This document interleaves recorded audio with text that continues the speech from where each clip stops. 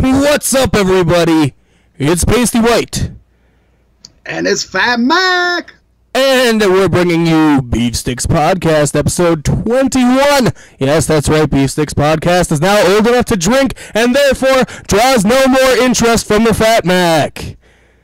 Yeah, that's about how it goes. That's kind of my cutoff age right there. How you doing today, buddy? Hey, I'm doing great. It's been a wild and wacky ride and adventure, and I've been loving every second of it. How are you doing, my man? You know, I had a job. I quit a job. I got a job. I haven't started it yet, but I'm going to. I'm going to be calling people and doing insurance things and stuff. So that's going to be fun. So you get to do that from home, huh? No. It's about 35 minutes away. It's not like it's not an insurance company. It's more of a bill collection thing. But they have like 5 different buildings. You could be calling me anytime soon. I could. We could just sit and chit chat. I think it's mostly medical billing. But I got a lot of that, man. Well, there you go. Be expecting my call. Them damn them STD fucking shots, man. They're expensive. STDs, they're like Pokemon, dude. You gotta catch them all. I prefer not to. But if you gotta, go for it. If that's your lifestyle. That's because you're not a master. Nah. I'm a gym leader. I'm Brock. I'm the first gym leader. Don't pick a fire Pokemon, or you ain't getting through me. Anything else, you're safe. Right. You're crabs. Like, man, it's the first timer deal. Just some crabs. Nothing big. Hit them with the shampoo. Nice lace comb. Run it through the pubes. You're okay. You got that shit. Yeah, it's all good. Just shave it. Just shave it. That's why I always shave now. I learned the hard way. I was like, man, just shave it. Them res girls, man, they get you bit up with the lice, man. They got them crabs. They got them in indigenous crabs and shit. The indigenous crabs. Indungenitis. You know what I mean? You catch the joke? Indigenous. Get it? Yes. Did Bugs on my nugs. Folks, did you get it, folks? Hello. Come on. Is this thing on? This thing is on. We are live. And not only are we coming at you. Shit, we're live? I didn't want fucking people to know that. Oh, no. We were fucking around. I thought we were fucking around. If he didn't know we were live, he would be shirtless right now, folks. I say this because not only are we coming to your ear holes on our usual outlets, but we are now live streaming on the YouTubes. We have a really nice live chat. You guys can come and join us and add your shit to the show. Let's talk some shit. Let's do it. YouTube.com, Beef Sticks Podcast, live stream. Come in and join the love. It's going to be fun. Join in on the hate. Join in on anything. Tell us how much we suck. Tell me how good my mustache looks. Tell Pacey he needs to grow a bigger beard. Just let it out. Hey, I didn't cut it. I figured this is biz cash enough. Biz cash. I made sure to wear the mustache to the interview, too. Like, this is what you're getting. You got to. The people will hear it over the phones, and it'll make them more happy. They'll just hear the mustache, and it'll increase morality. It'll be good stuff. Oh, yeah. They can hear it. You can hear it in your voice when you got it. When you got a good dapper mustache, it comes out. It's kind of like a smile. People say they can hear when you're smiling. You can hear it when you got the handlebars, man. Mm-hmm. It is. It's a permanent smile on your face. It's there. It is. I will say I'm jealous. We got the video going now, and you got the nice background there and everything. You got Hendrix and the bacon and everything. I've been set up for this shit since the get-go. I'm like this, you know. It's like, oh, there's my messy house. Enjoy it. We'll just hang a green sheet behind you, and I'll edit the background out and, put a picture there or something. It'll be fun. There you go. Yeah. I don't know how to do green screen shit, so don't expect that to actually happen. We could put shit on your shirt today if you did. Right? What kind of shirt you got? What kind of shirt you got for the live podcast? What do I got for the live podcast? Man, this is a classic pasty white. This is one of my favorites. It is my Cheech and Chong Up in Smoke shirt. Nice. I got a friend of mine. She just got a pair of cockatiels, and her husband named them Cheech and Chong. Cheech and Chong. Cheech and Chong. And then now her husband keeps trying to get him to learn how to say what does it say? Wanna get high? Wanna get high? And she's like, you can't say that. The grandkids are gonna come over and be like, what the fuck? Well, aren't the grandkids gonna come over and be like, why are your birds named Cheech and Chong? I don't think grandkids know Cheech and Chong nowadays. I don't know. I still think they're a household name. Whether or not you watch it, you probably know who they are and what they're famous for. I hope they are. They should be. They're gods. Speaking of famous folks, I got the classic Deadpool on a unicorn eating a taco. Made its debut at the Galactic Get Down 2017. It did. That was the first time I ever wore it, was at the Galactic Get Down, which I hope you folks have listened to all the various episodes from Get Local, Beef Sticks, Fantastic Fables, Fruit of the Loom commercial that we recorded out there. It's on TV now. Pasty and his Whiteys. There you go. They're called the Pasty Whiteys. Pasty Whiteys. Brought to you by Fruit of the Loom. Sponsor of Beef Sticks Podcast. Hey, hide your little beef stick for you. Michael Jordan ain't got shit on Pasty White, baby. Big Baller Brand, I'm coming for you. Uh-oh. I don't have that as a button anymore, and I wouldn't press it if I did. I know. I still need to extract my damn beer song for us. I haven't done that yet. Yeah, you haven't. There's some other things. There's some other things you've gotten that we have not been allowed to discuss on the podcast that we have meant to air, but never have. Things from professional wrestlers.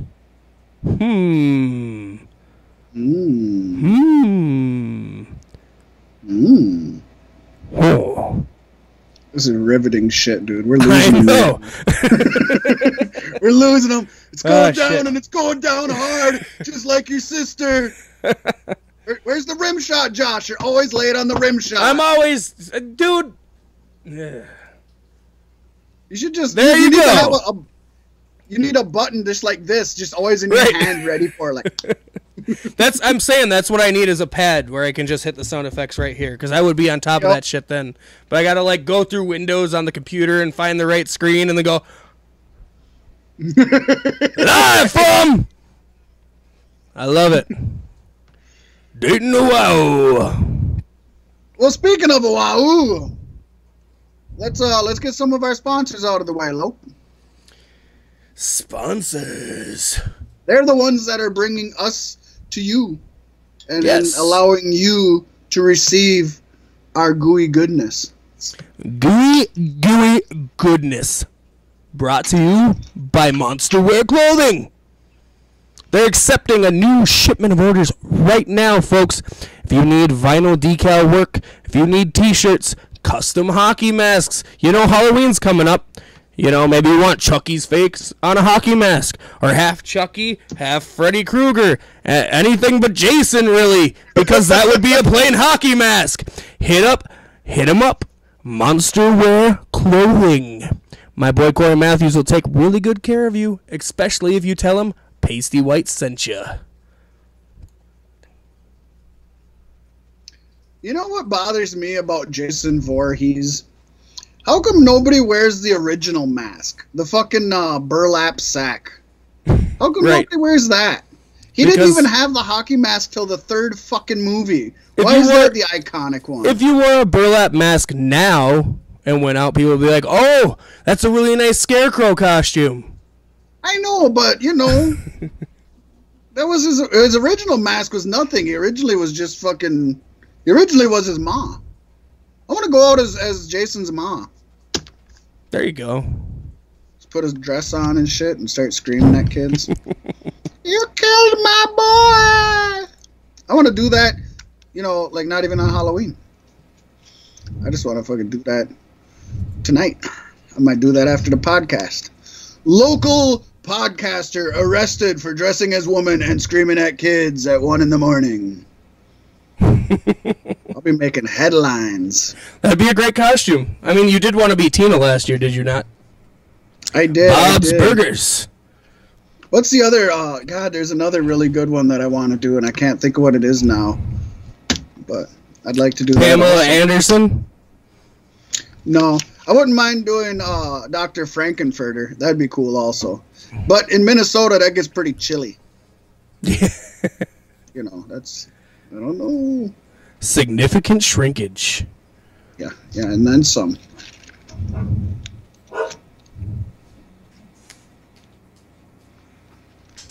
That's the dog, Wasn't mine. Mine can't keep her mouth shut, man. Come on. It's mine have been doing pretty good. Bree, calm down over there. Calm down. Get your toy. As long as the kids stay away from my house. Kid came to the house like right before we started recording and got all the dogs riled up. Hey, so how about we get into some brewskis? It isn't called beef sticks because we don't drink beer. I drink beer sometimes. Fat Mac. Oh man, you can't even see that with the light. There you go. Right there. It's backwards, but it is backwards. Well, man, they need to learn how to read it. Brow Brothers peated Scotch. This is a Bankrigi. I think I'm saying that right. Bankrigi? This is a new one, man. It's a peated Scotch ale. And the story goes... What does the story go? The story goes... You need the whole damn case to see what the story goes. But at least it promotes the beer pretty good there. Look at that. The story goes, it was named after the distinctive white granite that's quarried nearby. Bankrigi is a complex yet unique ale built with many layers. Kind of like Shrek. Layers. God, what a waste of a movie series, wasn't that? It really was. Malty sweetness is allowed to subdue a tame hop bill with several crystal malts finished with just a touch of chocolate malt. You know, when I bought it, I thought it said crystal meth, and that's why I bought it. Kind of disappointed. Kind of disappointed. I'm kind of disappointed. The star. Write them an angry letter. They'll probably send you a bag of meth. Right? Methamphetamine's a hell of a drug. What's a hell of a drug, Josh? What's a hell of a drug? Nope, it's not on here anymore either for some reason. Damn it. I hit the button. It was Enzo. You know, we got issues.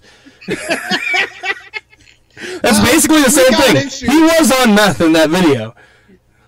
The star of the show is an exclusive blend of peat and cherry smoked malt, delivering just the right amount of tobacco and Scotch flavor. It's basically like sitting in your grandpa's lounge. It's tobacco and Scotch and chocolate. I love all of those things. So I will say, it's got a real good bitterness to it. It's got the malty. Not very, I don't taste the hoppy at all. Very malty. Maltese. Kind of hits you right back there. I like that. Hits you right in the back there. A little creamy. I don't know that I get the tobacco or the chocolate, but I suppose there's probably a hint in there. Maybe tonight when I'm burping or something, I'll probably taste it. But if you're drinking up and threw up, you know, when it came up, you'd be like, there's the tobacco.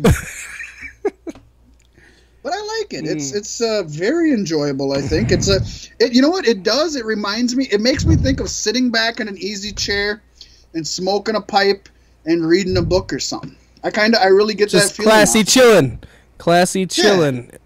In your plate, yeah, in your bathrobe with nothing else on. With nothing else on. Except your sister. Whoa! I'm setting you up for these rim shots. I want you to just have it ready now and then just... I'm not going to open any other windows, and we'll just keep that button right there. Right. You got anything? You got anything this evening or nah? No, I'm still poor. I'm still poor, and we haven't gotten anybody to go to the Patreon to donate money so Pasty can buy beer for the show. That's patreon.com/cloudstyle if you're interested now. Or you can just watch us on YouTube a shit ton of times and give us that ad revenue. You got choices now, folks. One costs you money, one costs you sanity. Woo! I don't have any more sanity left, Loke. So I am sipping on a lovely Monster Juice Pipeline Punch, one of my favorites.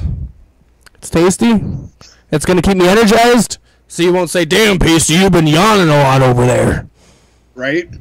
Got to look good for our first live cast. We can't have that yawning. Right. Usually we're all disheveled and half naked and just looking rough, you know? Oh, we'll be getting naked as it goes, but we gotta ease into that. We can't just throw it out there at him.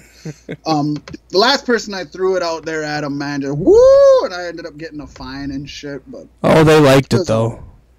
Oh yeah, they actually called me back later. You know, but the fine was from her dad. You know, I didn't know she was 15. How the fuck was I supposed to know she was 15? You know, put a disclaimer on that shit. Right?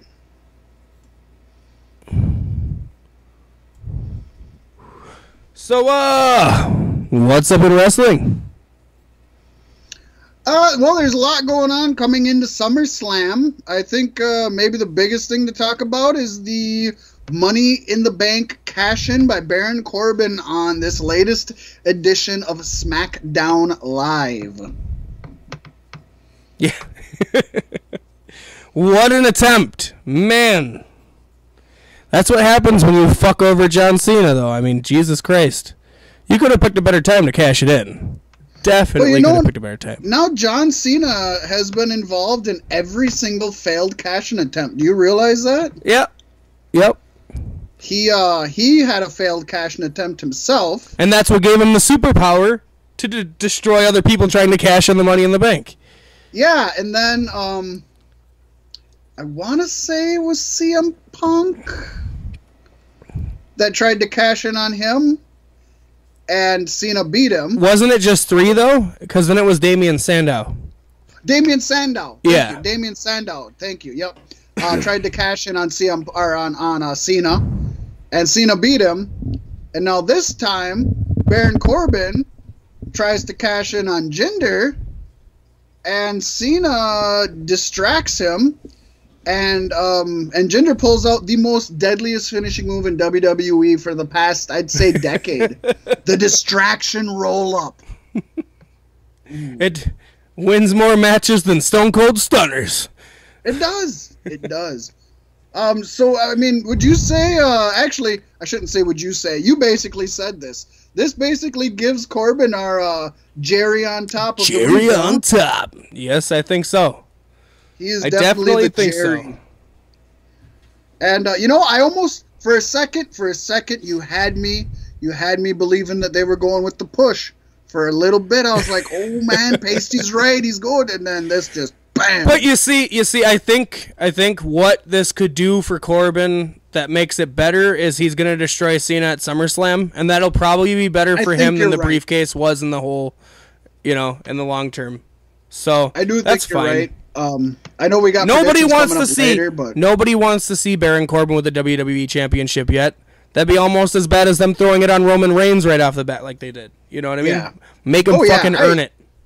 I agree. I mean, or even Jinder, to go from Jinder to him, it's like no. But no, he should completely destroy Cena this Sunday. That's my thought. Yeah, it's going to give him the fire he needs. The only reason I'm somewhat skeptical about that, I think you're right, and when we get into the predictions, I'm going with Corbin. But that's going to make Cena's 6th SummerSlam loss in a row. It's hard to believe the quote-unquote golden child is willing to lose that many SummerSlams. The second biggest show of the year. I mean, yeah, if he does, you got every loss he takes at SummerSlam is a victory at WrestleMania. It's a pretty good trade-off, if you ask me. It's something they should have made Hulk Hogan do back in the day instead of winning all the time. I was gonna say, you look at Hogan, You look at Shawn Michaels. You look at Triple H. You look down the line of the it guy at the time, and none of the other guys would have done that. None of the other guys would take that many losses at a SummerSlam to put other people's over. I don't think they would. Yeah, no, I agree. And I think it's Cena's giving back for all the years that he was completely the guy on top. He's giving back. He's trying to show people that he's not out to bury people. You know, I think that's very important for his legacy, is to not be known as the guy who buried everybody his whole career. I think he's been very good at putting people over. You look at just his last year, and he's taken clean losses to AJ. He's taken clean losses to Kevin Owens. Bray Wyatt. Bray Wyatt. He took clean loss to Bray Wyatt. He's taken clean losses to a ton of the up-and-comers. And, I mean, that's pretty impressive. Clean loss to Shinsuke Nakamura just a little while ago. So, I mean, that's pretty huge for somebody in his position who's still in his prime, arguably. I mean, for as much shit as everyone gives him, I don't think he's the Cena he was 5 years ago. He's not Super Cena anymore. Right. And I don't mean that in a bad way. I mean, he's not the egotist. I don't even think it was Cena to begin with. I think most of it was Vince and Cena not fighting it. Because let's be honest, I wouldn't fight it if Vince says, right, you're my golden boy. You're the man. You're going to get the money. You're going to get the title. You're going to get the TV shows. I'd be like, fuck yes, sir. Now pull your pants down and let me put it in my mouth. I would. Fuck it. I would. Just rape him with your mouth, even though he doesn't want it. Be like, no, I have to do this for the job. Fat Mac, what are you doing? Get away. Oh, come here, Vince. Come here. No, come on. Linda's right there. Come on. Come on, Linda. Hold him back. Come on, Mac. Can't you just join the Kiss My Ass Club like everybody else? No, I give Cena fucking credit. So we got Corbin and the briefcase. I'm gonna talk about something real quick. Not the biggest news. Maybe even nothing. Might be nothing. Who knows? Maybe I'm reading more into it than it is. But A-Double put out a tweet recently that just said, my next brainbuster is going to be too sweet. Ooh, little tease there. Little tease. Might not mean nothing. I think it is. I think it makes sense. A-Double in the Bullet Club? A fucking match made in heaven. Way better than the American Nightmare, if you ask me. Right. Oh, yeah. Yeah. Yeah, that actually, to me, sounds better than because they were asking CM Punk to come and be part of the Bullet Club. Yep, I think A-Double would be a better fit. And I think it gives them a lot of ground to stand and say, now I'm with the top people in the world, Now I'm with the top wrestlers. WWE wasn't shit, He'll have his way to slander, and I'll be good. Hell, could you imagine a tag team of Marty Scurll and the greatest man who ever lived, Austin Aries? I would fucking love that tag team. Oh, hell yeah. I would love that tag team. I for those of you who maybe only watch WWE and don't know Marty Scurll, the man is an amazing talent, super talent. Go online, look up any of his matches. You will not be disappointed. Not only that, but he's very charismatic and has such a gimmick to him. He's another good one. Yeah, I don't know. I got that just kind of tingled my balls a little bit when I read that. I was like, part of it could just be he didn't get to use the Brain Buster in WWE, and he's just saying it's going to be awesome to do it again. Part of it could just be, so many wrestlers just like to star up shit and get, and get people talking. So it might mean nothing, but it'd be so awesome if it was. Right. If he was going to New Japan Pro Wrestling and joining the Bullet Club. That would be awesome. It'd be great. Especially since I'm going to, and again, we'll get to this a little bit later on, but I'm going to say Adam Cole makes an appearance at NXT Brooklyn 3. Do you think he's going to go to NXT, or do you think he's going to pop up at SummerSlam? I think, and maybe I should hold this off till later, but I'm going to blow my load early. It wouldn't be the first time. I think that Adam Cole, now there's been rumors that there's going to be a new ROH click in NXT, and I think Adam Cole is going to start that. I think he's going to show up. I think he's going to interfere. And I think he's going to start an ROH clique in NXT. You got Roderick Strong, who is literally called Mr. ROH. He's got to be in that clique. You know, you got Red Dragon in NXT right now. My idea, as you know, was to have them be the ones that are effing with the Ascension and take them straight to the main roster. But I'm pretty sure that's not happening. I mean, if you just had Roderick Strong, and Red Dragon, which is Kyle O'Reilly and Bobby Fish, if any of y'all don't know. You got that tag team with Roderick Strong, with Adam Cole as the leader. That's a strong faction right there. That's a very it is. Faction. Yeah, no, there's so much that could happen right now, and we're all teetering on the precipice, and I'm really excited to see what happens. On this note, there's something I must attend to on the other side of the house. I will be right back. Go attend, my loc. Go attend. I'll talk about a few other happenings in the wrestling world. We were all so busy that we didn't get notes taken. I apologize, folks. I try my best to do my best and be my best. One thing that recently just happened is Southpaw Regional Wrestling. For any of you who have seen the you know, they're like shorts almost on YouTube. It's a YouTube only show. It's produced by WWE. You got superstars in it like Chris Jericho, John Cena, Fandango, Tyler Breeze, Rusev. So many folks. There's a ton of folks. I can't even remember them all that's in it.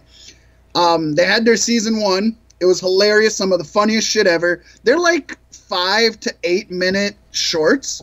Take the time to watch them. I think there was 7 of them or so, maybe 8 of them. But season 2 of them for sure premieres.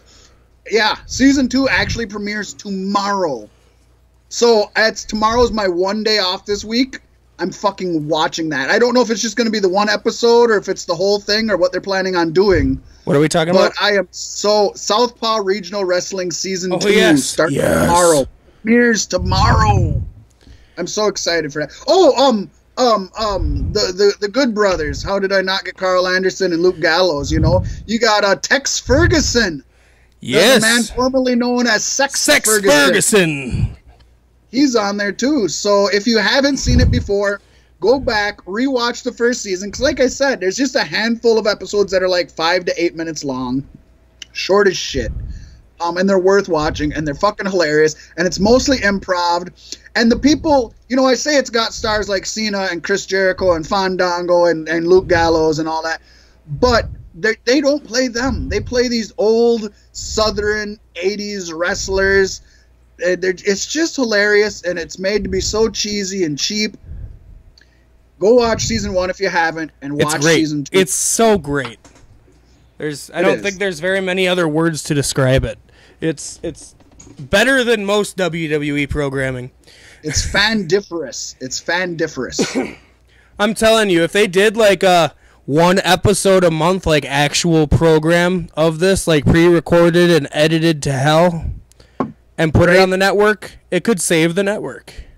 Just a 45-minute episode. Doesn't have to be a 3-hour episode. Yeah. Other news, the Pope D'Angelo Dinero, who's formerly known as Elijah Burke in the WWE, has announced on Twitter that he has left GFW. He was in TNA quite a while ago. He introduced his Pope character, D'Angelo Dinero. I thoroughly loved the Pope character. I thought he was awesome. They started pushing him really big, and then Hogan and Bischoff got in there, and he got pushed down, and then he left. He ended up coming back and doing commentary, and I think he's great on commentary. He does push some people the wrong way, pushes some people's buttons, but that's kind of JBL also. Some people really enjoy JBL, and he bothers the shit out of me. Yeah, no, that's. I feel like that's half your job as somebody on commentary, is to piss people off. That's true. Because they want to argue with you, and then they listen to you more. You know what I mean? Yeah, Bobby the Brain Heenan, who is probably the best announcer, at least in the past 50 years. while he was on, there was a lot of people that couldn't stand him. You talk to anybody now and everybody loves him. Everybody. But while he was on, there was a lot of people that couldn't stand him. So yeah, Pope D'Angelo Dinero is gone. So this could be good news for pretty much any promotion. I think either as an in-ring talent or as an announcer or even as a manager or backstage hand, I think he would be great. I think he'd be good in NXT, helping with promos and helping in-ring work. I don't know if I see him going back to the E. I could see him in Ring of Honor, potentially. Well, NXT, I'm strictly talking behind the scenes. Like I said, as working on promos and in-ring work and just trying to help people out down there. He's not young. He was a young talent when he was younger. He's not younger, and he's not a young talent now. I wouldn't say he's old, but he's not a young talent. So, I don't know. I'm excited to see him go somewhere and flourish, hopefully. Yeah. I hope that he can continue spreading his knowledge and his talent. I hope he doesn't just end up falling off and nothing. Yeah, we definitely don't want to see that for him. I'm happy to see him leaving GFW. I don't stand behind them whatsoever. I mean, I guess they did repeal Alberto El Patron's championship. So yeah, that's another news subject we probably should talk about. We could talk about it. We don't have to. We don't have to. We will. For your sake. Nah, wait.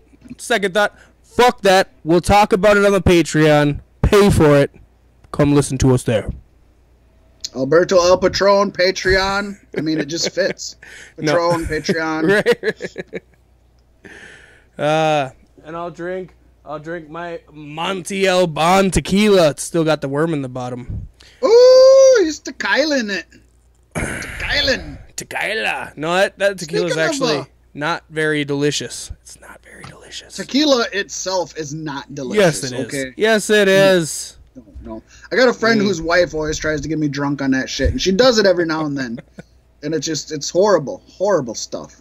Speaking of tequila and having nothing to do with wrestling, how about old Tila Tequila and her whole Nazi thing, man? Is she getting all wet from all this tiki torch action and shit? Like, has anybody heard from her lately?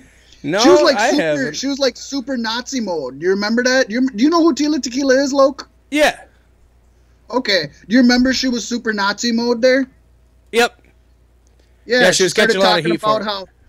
Yeah, she was talking about how Hitler was like misunderstood and he was actually like a really great mind and he was trying to do good for the world. And then she started taking pictures of her in like Nazi regalia looking all sexy and shit like that. And then she was talking shit about Jews and about Israel and all this shit.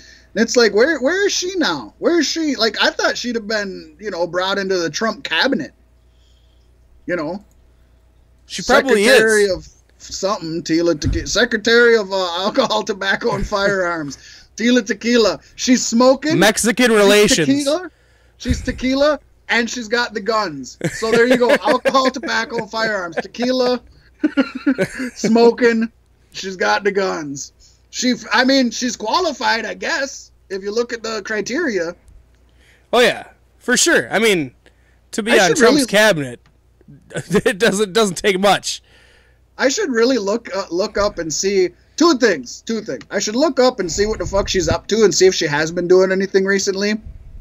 And then if I can't find anything, I should just look up some of her porn because she's fucking hot. I don't care if she's a Nazi sympathizer. I'll jerk off to her. She's hot. Well, there you go. Don't do it right now. Hold on, man. Just let me see her. Damn. She's got the Hitler stash right above the. She got the. What? I wonder if there's like fucking neo-Nazi broads that do that. I've never heard of that, but now that you say that, why wouldn't you? If you were a neo-Nazi broad, or even a neo-Nazi dude, or a broad, why wouldn't you have the Hitler stash right above your genitalia? I agree. If I was, I would. I got a little handlebar down there There you go. It's a handlebar from a bicycle. I got it around there with a belt, but she can hold on, just really. There you go. Do you use more of your mustache wax on that, or is that your own supply? No, it's a handlebar, like from a bike. Oh, you just welded it on there? It's on grafted a belt. it? I mean, I can take it off. Oh, okay. That would look kind of weird walking around work, I suppose. That would be a trip. Trip City. Trip City! Ain't watching this podcast. I do have to apologize to the viewers because I informed them that with our busy schedules, usually we're like, believe it or not, we're usually prepared. We usually have some sort of agenda and itinerary that we got going on. We don't. So right now I'm looking some shit up. I'm trying to remember things in my head.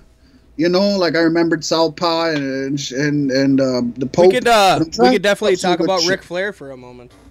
Woo! Rest in peace, Ric Flair. I mean, don't say that. Dead. He's not dead. He just needs to chillax a little bit. He needs to rest and recuperate. Yeah, exactly. So speak on it, my son. So last weekend, Ric Flair was admitted to the hospital for routine maintenance, I guess, something along those lines, and was admitted for the weekend and then placed into a medical coma where, God, who the hell was it? Somebody had said that he had surgery, like the other day on Tuesday, on his colon. I believe so. But it wasn't his colon, according to his girlfriend. She doesn't know where the internet spun that one up from. But he did go through surgery. He is recovering, but there's a long road ahead. But damn, that stuff is scary, man. I mean, Ric Flair definitely did it to himself with years of drinking and alcohol, or drugs and alcohol abuse. But, you can't hate the man for what he did. You gotta love him for who he is. And Ric Flair, I know I wish you a very speedy, happy, and decent recovery.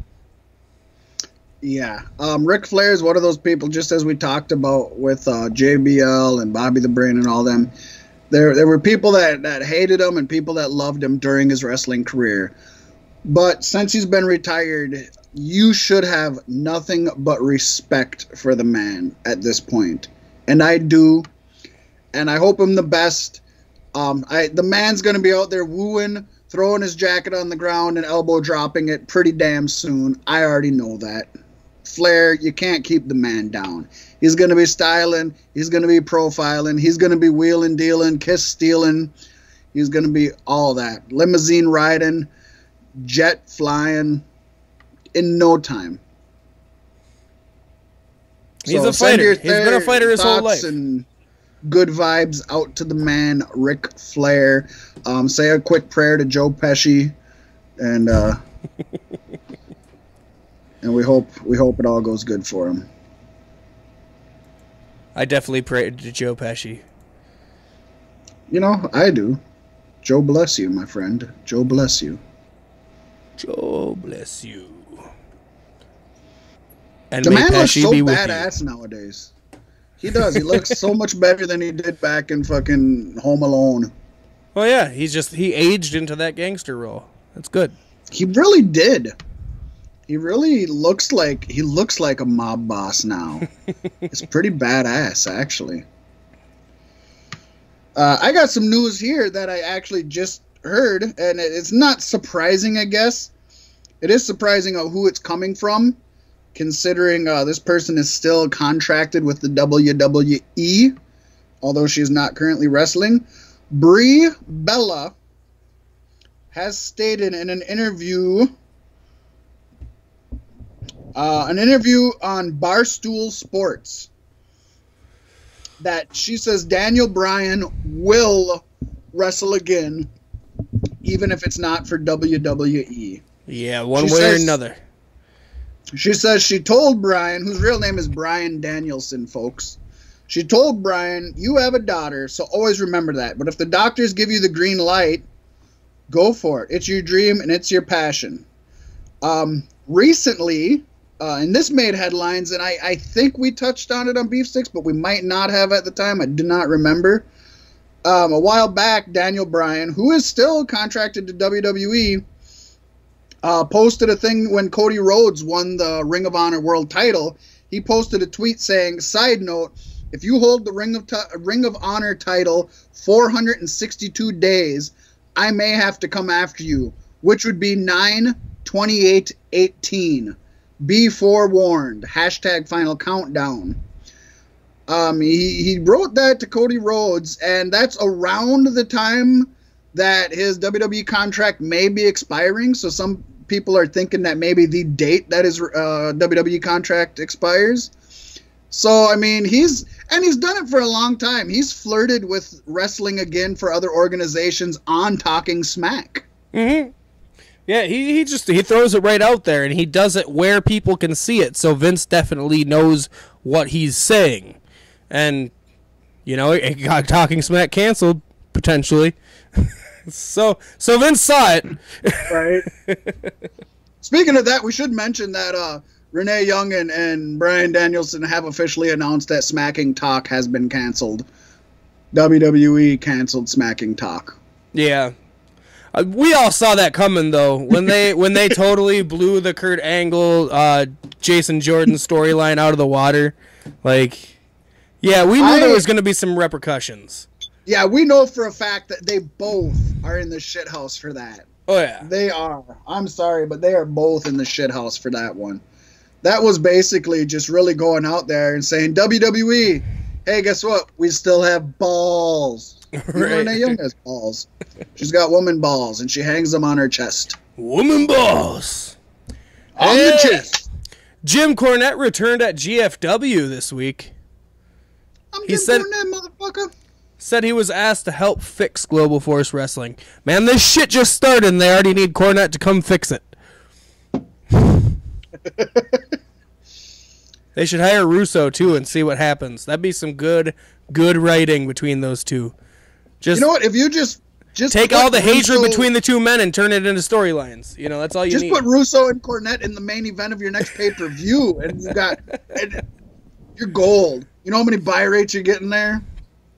I'd go watch that live. Oh, yeah. Make it be an unsanctioned match. You know? Anything goes. Unsanctioned. With Bruce Pritchard in a shark cage. Wasn't he the one that gave him the cell phone that one time? I think that was Bruce Pritchard gave him the cell phone. To call up Vince Russo. Mm-hmm. That's good. Good times. Good times. Good times. Jim Cornette, GFW. Well, you know, I mean, honestly, it couldn't hurt, but I don't like that they're throwing so many old school wrestling minds into this that I can just see it going into another WCW sort of deal. You got Jeff Jarrett, who I think is more talented than most folks do, but he comes from the Southern Independents back from his dad's federation. I mean, Jerry Jarrett ran wrestling down south for many years before Jeff and Jerry both joined Jim Crockett Promotions, which turned to WCW. You got Bruce Pritchard in there. Bruce Pritchard is an old Southern wrestler. I mean, hell, his gimmick in WWE was Brother Love. Right. You got him in there. You got so now you got Jim Cornette, as well as how many other old school wrestlers that are Jeff Jarrett's friends. It's like, you know, at one point you had Billy Corgan, a beautiful mind, a super creative man who literally built a brand, who literally built his own brand. You had him in your head creative, and you fucking got rid of him for all these old fucking wrestling dudes. I hope like hell that Billy Corgan takes the NWA and just fucking rapes GFW in the ass with it. Oh, yeah. I hope that the NWA becomes the new number 3 promotion. I think it stands a strong chance of doing it. Corgan basically dragged TNA back from the edge. He did, and he ran his own wrestling organization for quite a while before that. It was a Colorado. What was that? I'm trying to think of it. It was a Colorado wrestling organization. 1 second. For some reason, I want to say it starts with... What was it? Was it Revolution Pro Wrestling? I want to say it was Revolution Pro Wrestling, but I could be making that up because there is a Rev Pro in England, so I could be making that up. But yeah, he ran his own wrestling organization before he even joined. Pro. Is that right? Resistance. Yeah, yes, there you go. Resistance Wrestling. There you go. So and that was just an indie, but he ran it, and it was quite a big indie. It was up there with a lot of the other big indies. So I haven't heard anything new about NWA for quite a while, but if he's smart, he's taking his time and he's just investing and he's building and he's growing and he's putting time and money and thoughts and creativity into it and getting good people. And if he's smart, he holds off for over a year and just puts out a beautiful finished product. He's a musician. He's used to building something for over a year before releasing it. You know what I mean? Yeah. You know exactly what I mean, Pasty. You can spend how long on one album before you've fully molded it into the lifetime. God, I've been a musician since high school. I still don't have my own album out. Maybe it'll happen someday. Maybe I'll just retire to broadcasting. I don't know. I don't know what's going on. All I know is I'm sticking with the entertainment because I love it. I love getting to connect with you guys and just make this magic that only comes a couple times in a lifetime, you know? The only two people I've ever been able to work with on a level like this is you and Strategy. And I think all three of us are just bright souls. I'm not saying bright minds. Not saying that. No. But very bright souls, I think. All three of us. And I think bright souls kind of find each other, you know? Oh, yeah. I don't. Maybe I'm just getting lovey-dovey and shit. Getting all sappy. Are you getting sauced already, Fat Mac? I'm feeling like Rick Sanchez to Noob Noob. God, that was such a good episode. I was laughing my ass off the whole time. I'm like, yes, it's finally getting into that gear because I don't know, the first couple episodes were good, but they didn't hit that spot for me. Maybe it's just because I haven't watched them 100 times like I have all the other episodes. I'm sure that could be the case. But let's crack the seal. So let's get on this Rick and Morty season 4 for a little bit, folks. We'll get back to wrestling. Season 3. Let's get on. Or 3. You're jumping ahead. Season 4. We've went into the future, folks. Do you want to start with 4 and go backwards, or 1 and go forwards? We can start at the beginning. I mean, yeah. Let's do that. Yeah, let's do it. Shoney's. They bring Shoney's up at least one other time this season. I'm hoping Shoney's is a reoccurring place. One thing I really liked about episode 1 was it was good Rick, because it got very emotional, and that at the end it threw all that fucking emotion into the damn garbage. It fucking hit it in the disposal. It took it out of the disposal, threw it in the toilet, pissed on it, and flushed it. Mm-hmm. And that's exactly the Rick way of being. That's my Rick. Everything, yes. It was a good episode. No, I really liked it. God, McDonald's brought back Szechuan sauce for Justin Roiland. Yeah, just for that. And then it's going to be going public, is my understanding. Somebody just bought it off of Roiland, too. Hang on, let me consult the Google guy. I actually seen something about that on Facebook. They were actually I think they videoed themselves trying it. I'm still going on record that Szechuan sauce sucks, and it was just Rick's made up memory or made up imagination that made it delicious. I think it was. For anybody who doesn't know, if you're a Rick and Morty fan and haven't seen it, or if you're not a Rick and Morty fan, the end of season 2, he got arrested by the intergalactic government. The beginning of season 3, he's sitting in Shoney's, which is a Perkins type restaurant. eating dinner with his family. He asks his son-in-law to fold himself in half 14 times, but he can only do it 7 times. Yes, folks, he folded himself in half 7 times.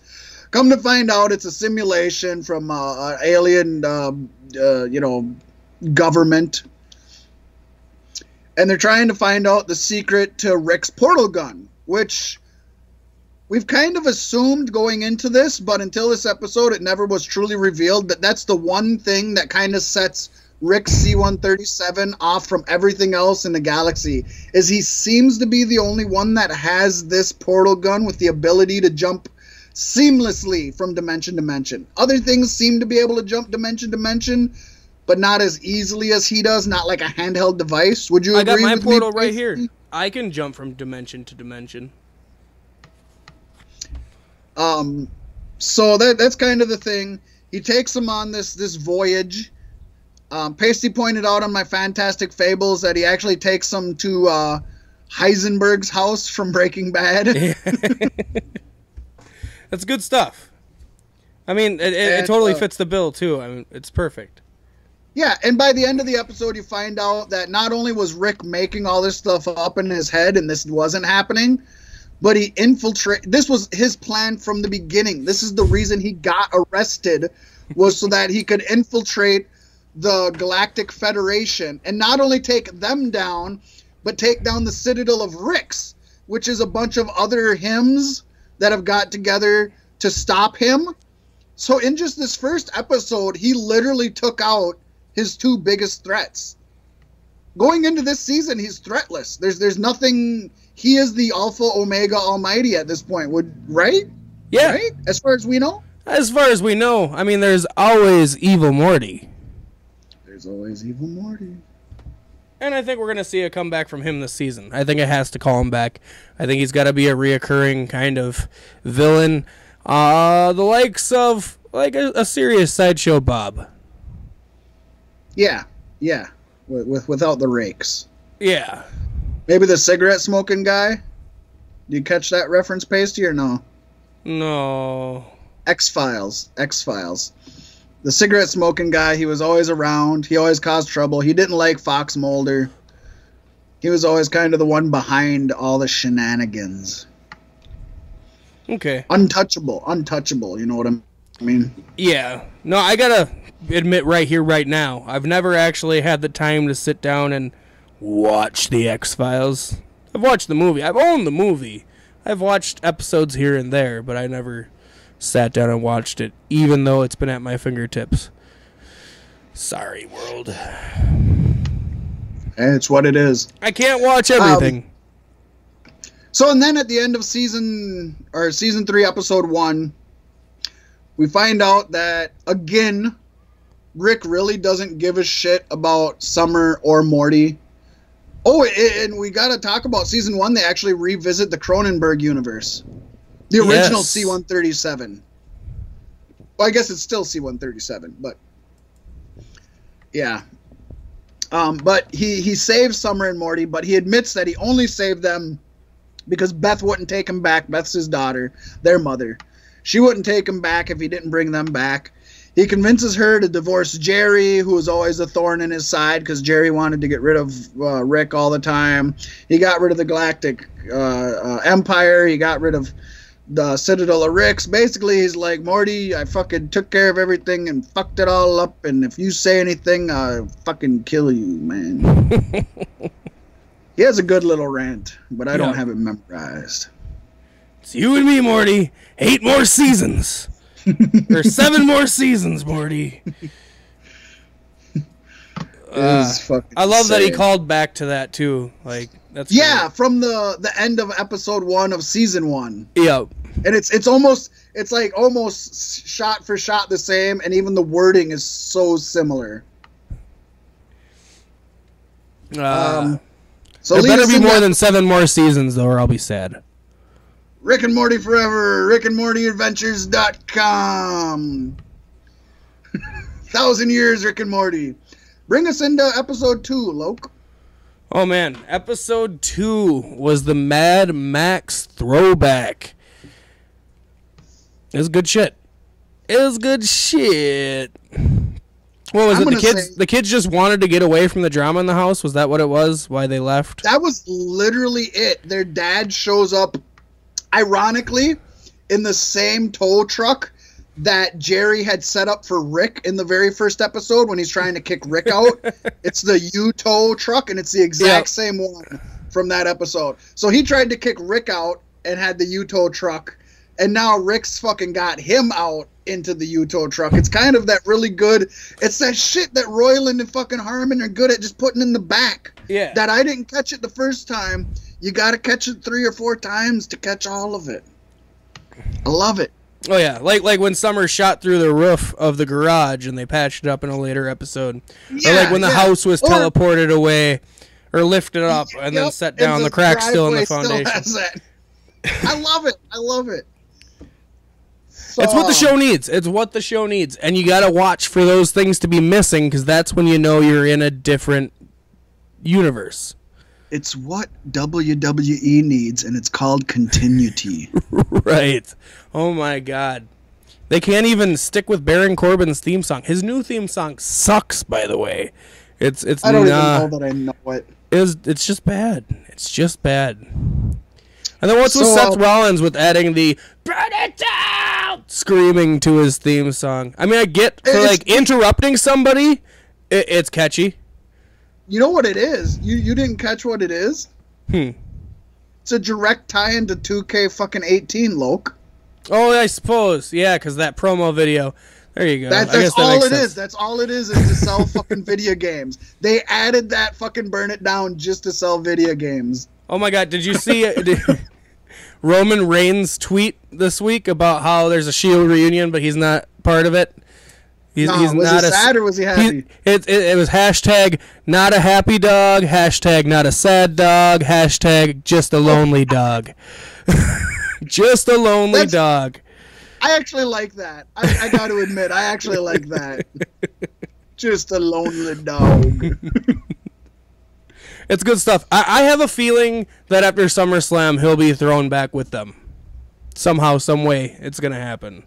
You can't have a Shield reunion without the Shield there.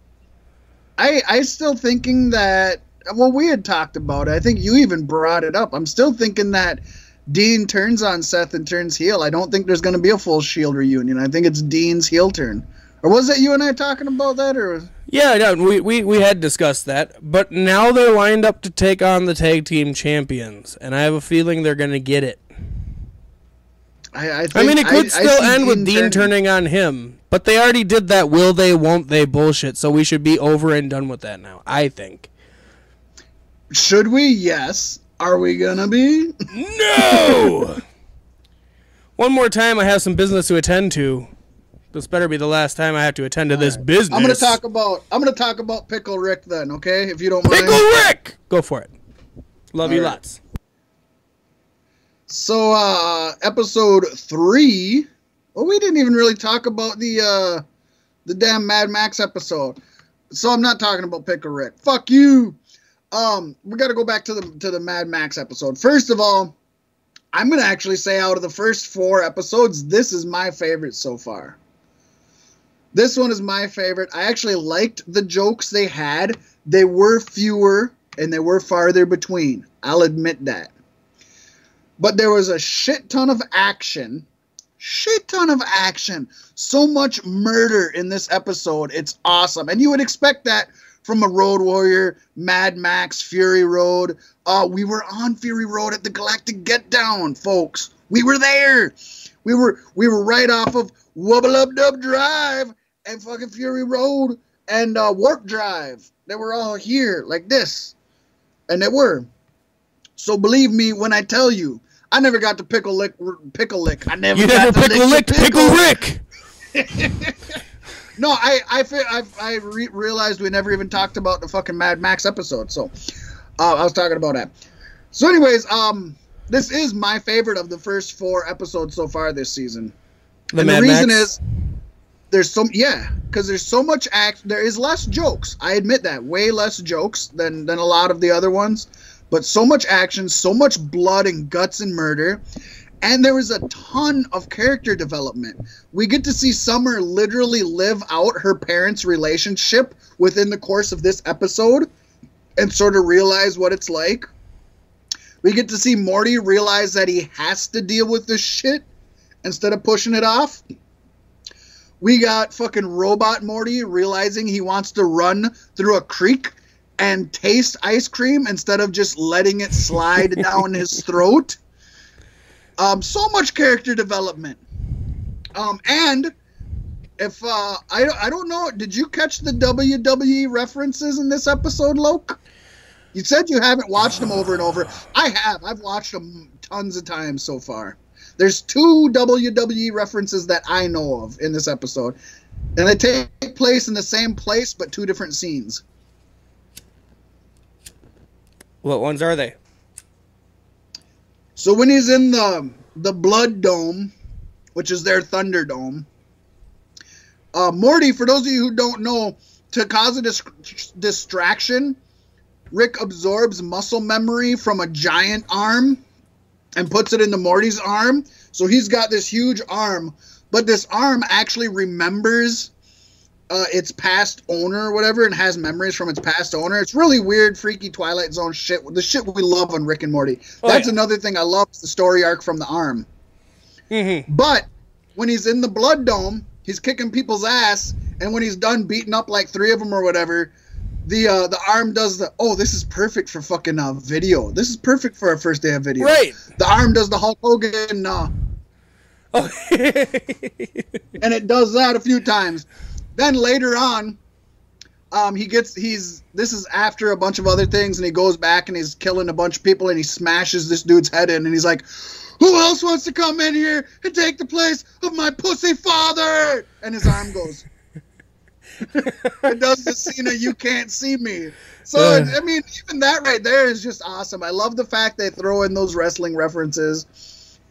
And I think there's a lot of character development in this one episode. And anybody who's a Mad Max fan, every single fucking second, like if you pause, every second of every fucking cell, you'll see something in the background from one of the fucking 50 Mad Max movies. A character, or a fucking device, or a Thunderdome, or a vehicle, and they say lines from Thunderdome and from fucking Fury Road and all this. So it's pretty awesome, I think.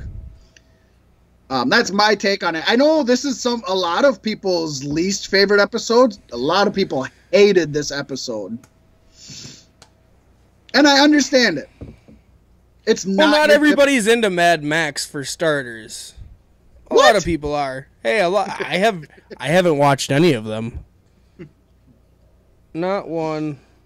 That's rough, dude. That's a sin. You know what's a sin? Let's talk about your Dark Tower movie. How'd that do at the box office? I don't know, but to be fair, that movie is not a movie about the books.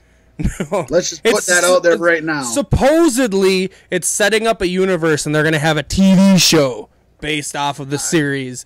But the movie itself was only an hour and a half, and that does not do justice to any Stephen King book. Short. Holy shit. You couldn't get me to go to the theater for an hour and a half movie unless it was something for my kids. Dude, and this is for a book series that's literally 8 books long. And I mean, like, books, not books. Right, books. Like real-ass books. Hold on, we got video. I'll be right back. Like one of these, but not this book. Woo! No, Stephen King is the king of writing long, drawn-out novels. And trust me, I know. Read The Stand, the unabridged version.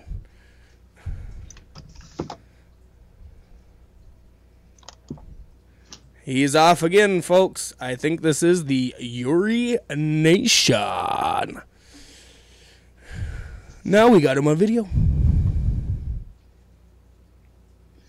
I just heard you as I was walking up say something about The Stand, so I was going to put it in comparison. People, Fantastic Fables listeners might think I make up a lot of this shit, because I make up a lot of shit, I do.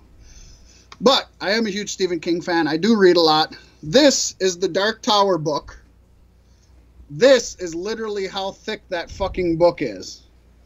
So, you know, this is the largest of the Dark Tower series, but all the books, except for the first one, are super thick. Mm-hmm. So you got 8 of those fucking books you put into an hour-and-a-half movie. Now, we talked about The Stand. I told folks in Fantastic Fables that I have the original, uncut, unabridged The Stand, which I do. Oh, yeah. See? The complete. Now, you compare these two books in size, and that's what I'm talking about. That's a very large book.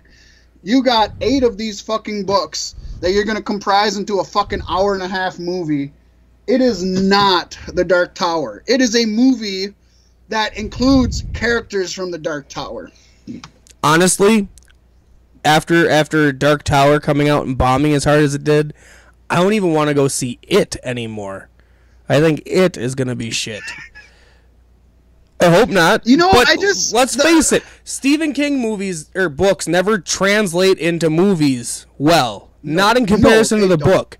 I mean, if you keep yourself separated from the books completely and never read a book in your life, maybe, but I don't think so. Those are still few and far between. Yeah, those are few and far between. There are a handful of good movies from Stephen King books. The Shining, probably the best of them.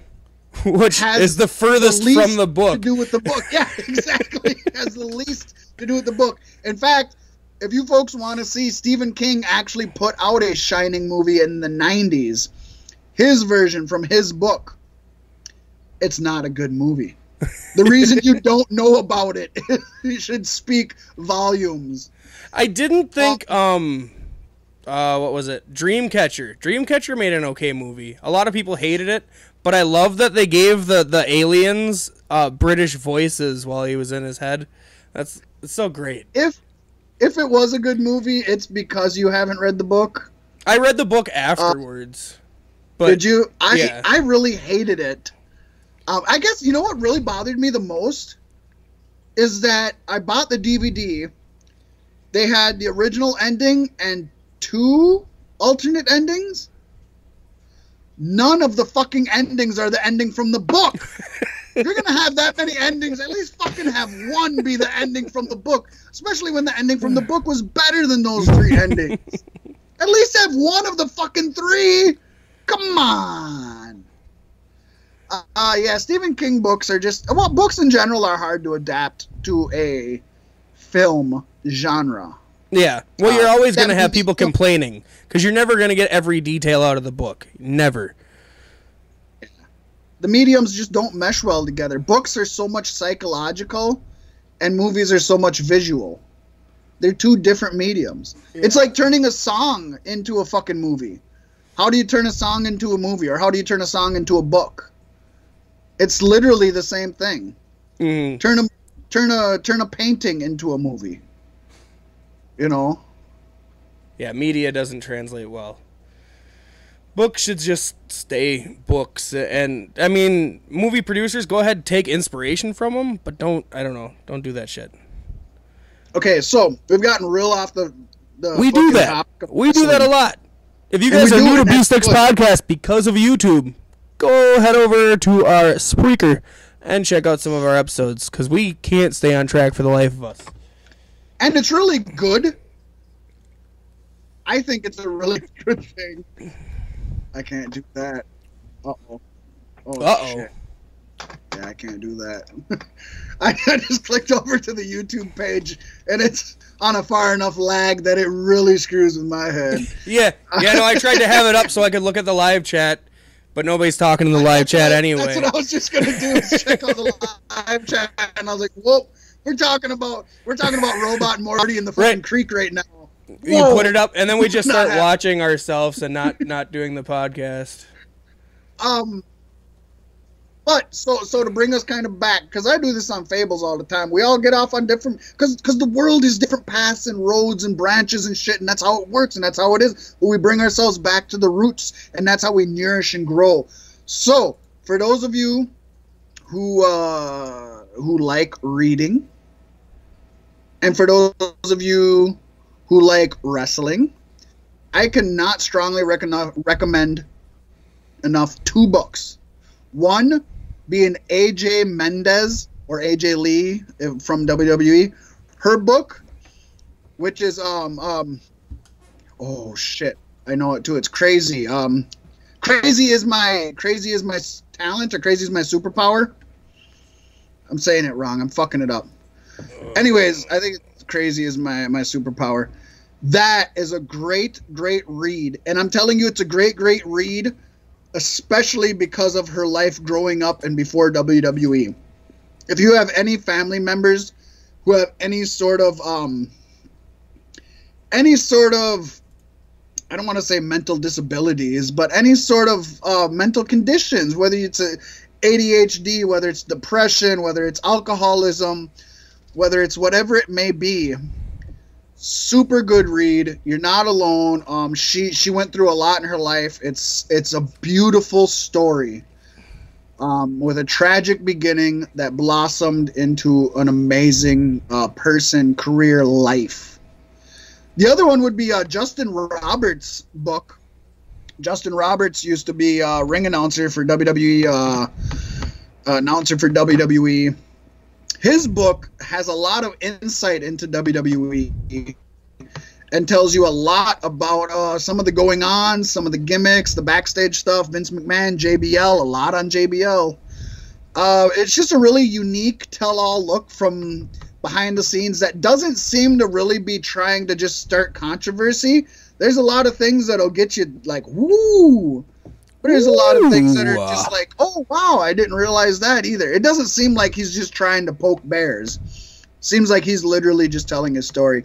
I recommend those 2 books strongly, very strongly. And I have to recommend the only wrestling book I have ever read, and that would be The Rock's autobiography. Yes. Which one is that? Hang on. I don't remember. It was back in middle school when I read it. Oh, so it's an older one. Well, these are all newer books. I'm trying to give them some new shit, man, to fucking well, it was good. It was The Rock Says. Oh, yeah. It was a good book. He talks about how he lost his virginity and his high school career and sports, and how he never thought he would be a wrestler, but it just turned out to be that way. And yeah, it's a damn good book. It was a good read. It's kind of a long book. I would like to. You would like to I would like stroke to read your that, beard. It'd be interesting. Yeah. I want to say I read Mankind's Have a Nice Day too. Does he have a lot? I read Mankind's. God, what was his first one? Was it Have a Nice Day? Yeah. I read his first book, his very first book. And it had the chart of all the broken bones in the back that he'd ever had. Oh, maybe not. Because this cover is the smiley face with the leather mask and him in front of it. It might have been. Like I said, in the back it has the chart of all his broken bones. I don't know. It might have been Have a Nice Day. It might have been Three Faces. I don't remember. I'd like to read does Rock say a lot about the Anoa'i family in that? Yeah. Yeah, or not really?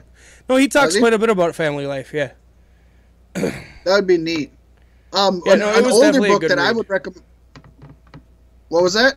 I said it was definitely a good read. Another older book I would recommend also is Hulk Hogan's My Life Outside the Ring. The first page starts out with Hulk Hogan in the bathroom with a fucking gun in his mouth, ready to just blow himself up. And it kind of circles back to explain how he got there, and then it gets back to that point, and then where he went from there. It's really deep. You want to talk about deep? It's really fucking deep. And if you want to respect Hulk Hogan more, I think any of these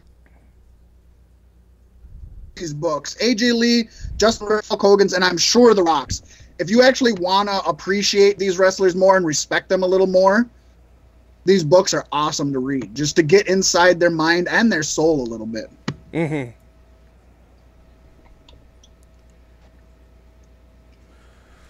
Well, buddy, we have about 45 minutes left till we hit our 2-hour window. I think we should maybe get into some pay-per-view picks, because these tend to take a while when it comes to us. I think we get more sidetracked here than any other place. Funk yeah, motherfunker, as Terry Funk would say. Should we start with TakeOver? We should, because that's how it goes, man. Do we want to start Johnny Gargano Cien Alamos? See, I haven't been watching TNA lately, but I think I can still guess my way through this. You know, at worst, TNA doesn't exist anymore. It's called GFW, but I think you're talking about NXT. Yeah, NXT. Yeah, that. I know Sorry. I'm over here trying to get through web pages and shit and stumbling over my words. Classic pasty white. I'm gonna say Cien takes it. I like him better. I'm going Cien. He's the heel in this. Mr. Wrestling Johnny Gargano, or Johnny Wrestling Johnny Gargano. They really missed out with Ciampa getting injured right before they split up. Because that's the match that should be on this card, is Johnny Gargano versus Tommaso Ciampa. And that would be a better match than this. To me, this is a throwaway match, but with two extremely talented individuals. And with this being NXT, in WWE they say when you're on the undercard, try to underperform. We don't want you topping the big guys. NXT isn't like this. These are two extremely, extremely talented individuals. I am probably one of the biggest Johnny Wrestling fans in the world. In fact, maybe 5-6 years ago, I would have told you he was the greatest wrestler in the world at the time.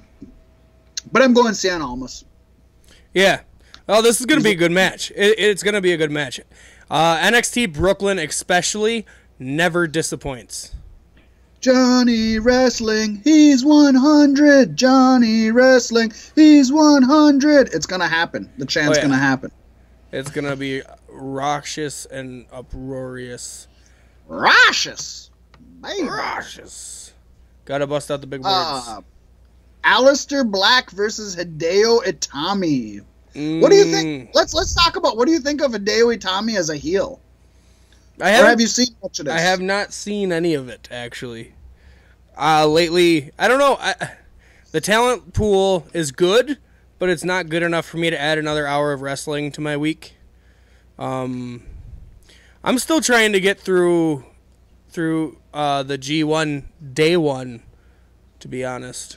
You know what you got to do? G1, every match is amazing, but just go through and find like the top 10 matches, Loke. Don't go and watch every day. Because it is. If I had all the time in the world, almost 5 hours a day. Yeah. If I had all the time in the world, I would love to sit down and watch every single match of the G1. But go down, find the top 10, top 5 list, and go and watch that, Loke, because you're gonna get, it's gonna become a chore and you're not gonna enjoy it anymore. That's what's gonna happen. Yeah, this will be my first year following the G1 climax, so yeah. Folks, this may be the first time he actually got someone else to climax. It's very possible. I'm just saying. I mean, I faked it all the time, Loke. I'm sorry. So did I. I just screamed, shook a little, and then spit on your ass.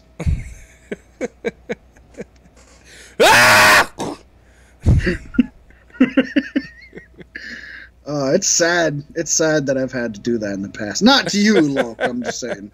Right. You got to do that every now and then. It's just like, it's not happening. Right. It's not happening. I'm not finishing. And I want to get done. And women get offended. Come on. I got to watch Rick and Morty. Yeah. And they'll get offended, you know. It's like, I don't get offended if she doesn't come. I don't get offended at all.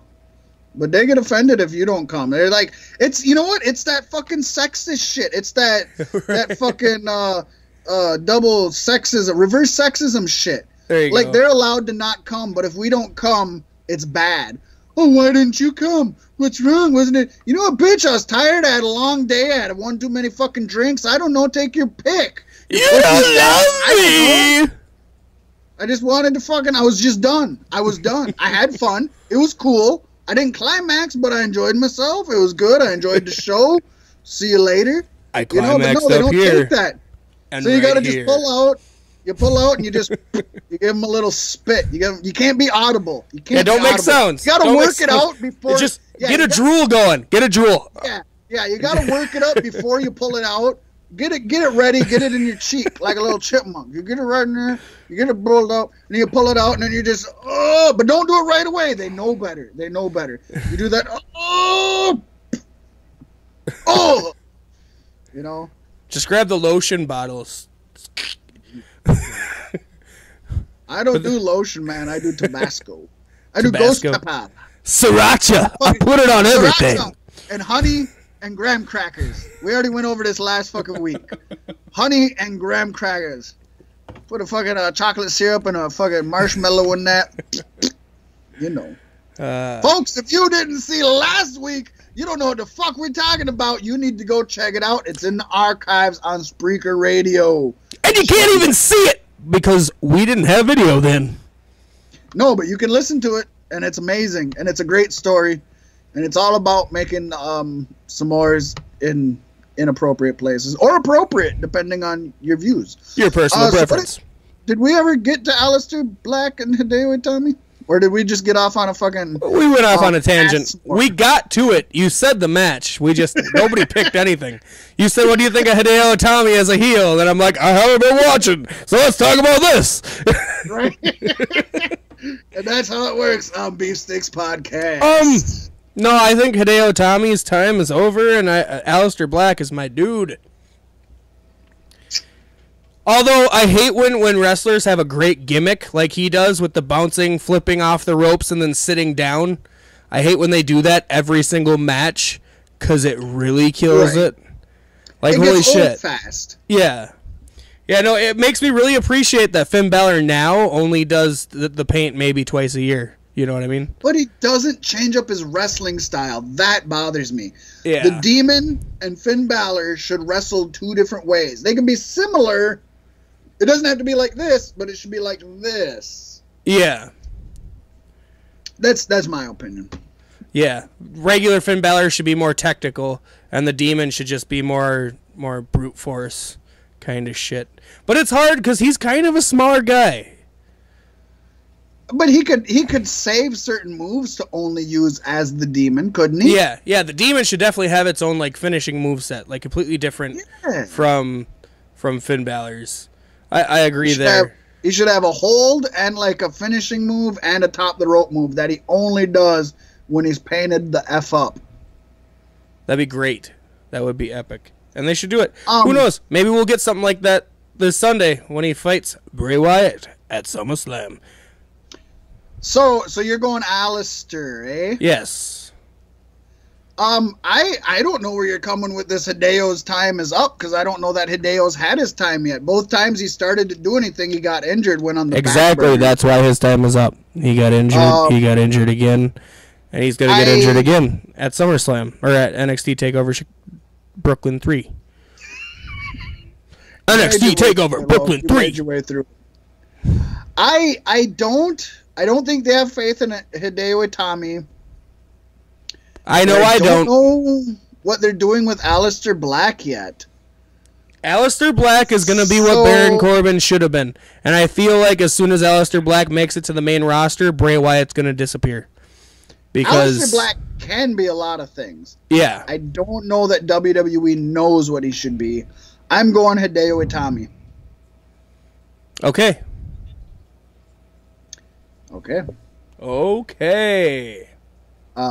Tag team championship. Tag team off the rope. AOP versus SAY. Yes, folks, the Authors of Pain versus Sanity. Now, this would be Alexander Wolf and Murder Bloodhorn. Oh. Well, you can't call that Bloodkill. Sanity.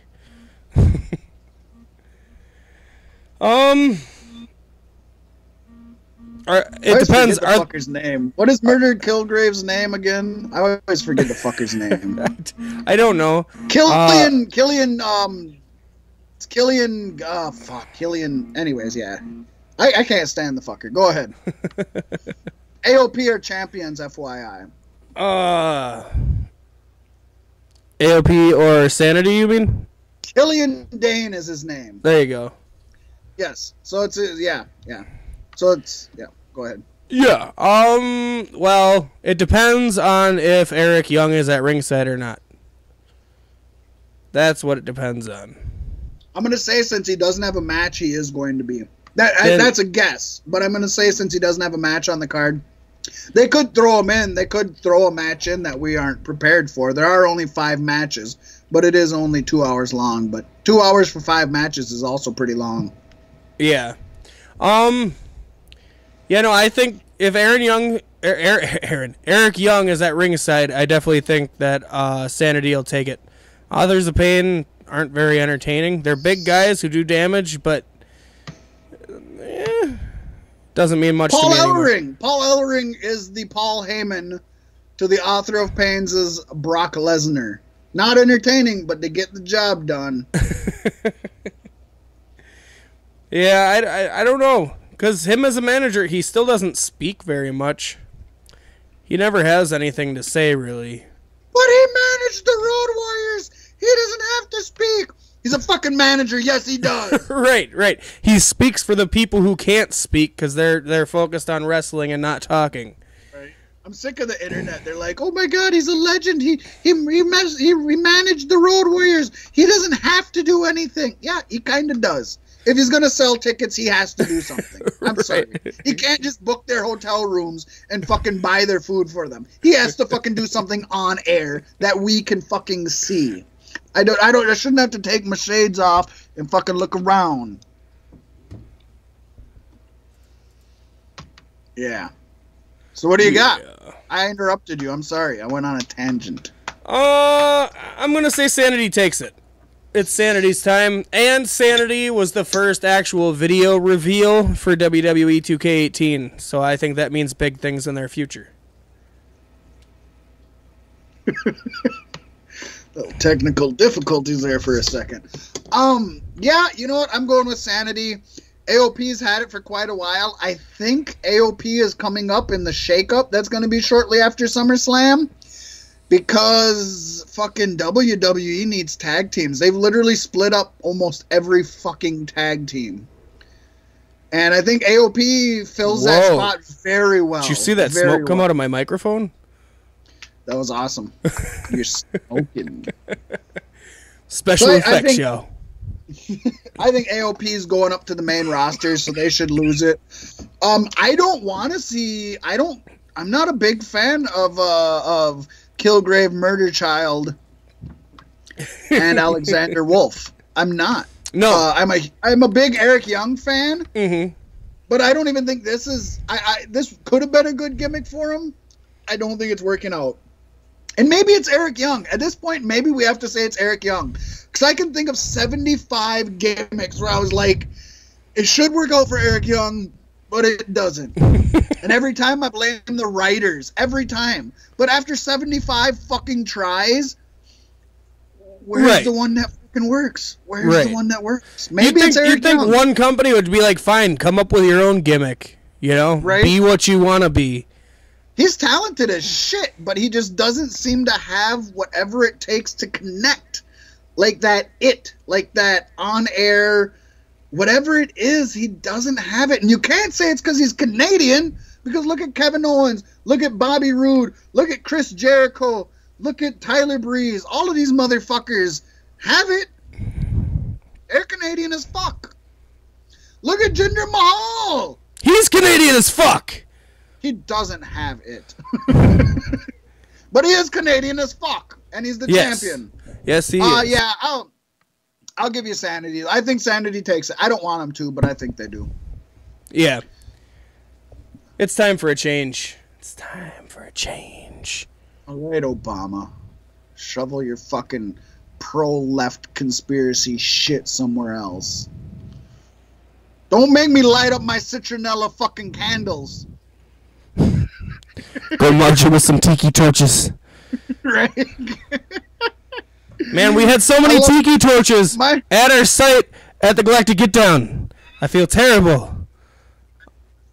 Hashtag ban tiki torches. My favorite fucking thing was that fucking white supremacist who fucking ran down the fucking white broad at the fucking at the goddamn demonstration or whatever the fuck it was. Like, that's my favorite thing. I just have me laugh like hell. I don't mean to laugh at anybody's murder, but that was funny. My favorite thing, I saw a video of one white supremacist. I think it might have been one of the guys who lost his job for being a Nazi.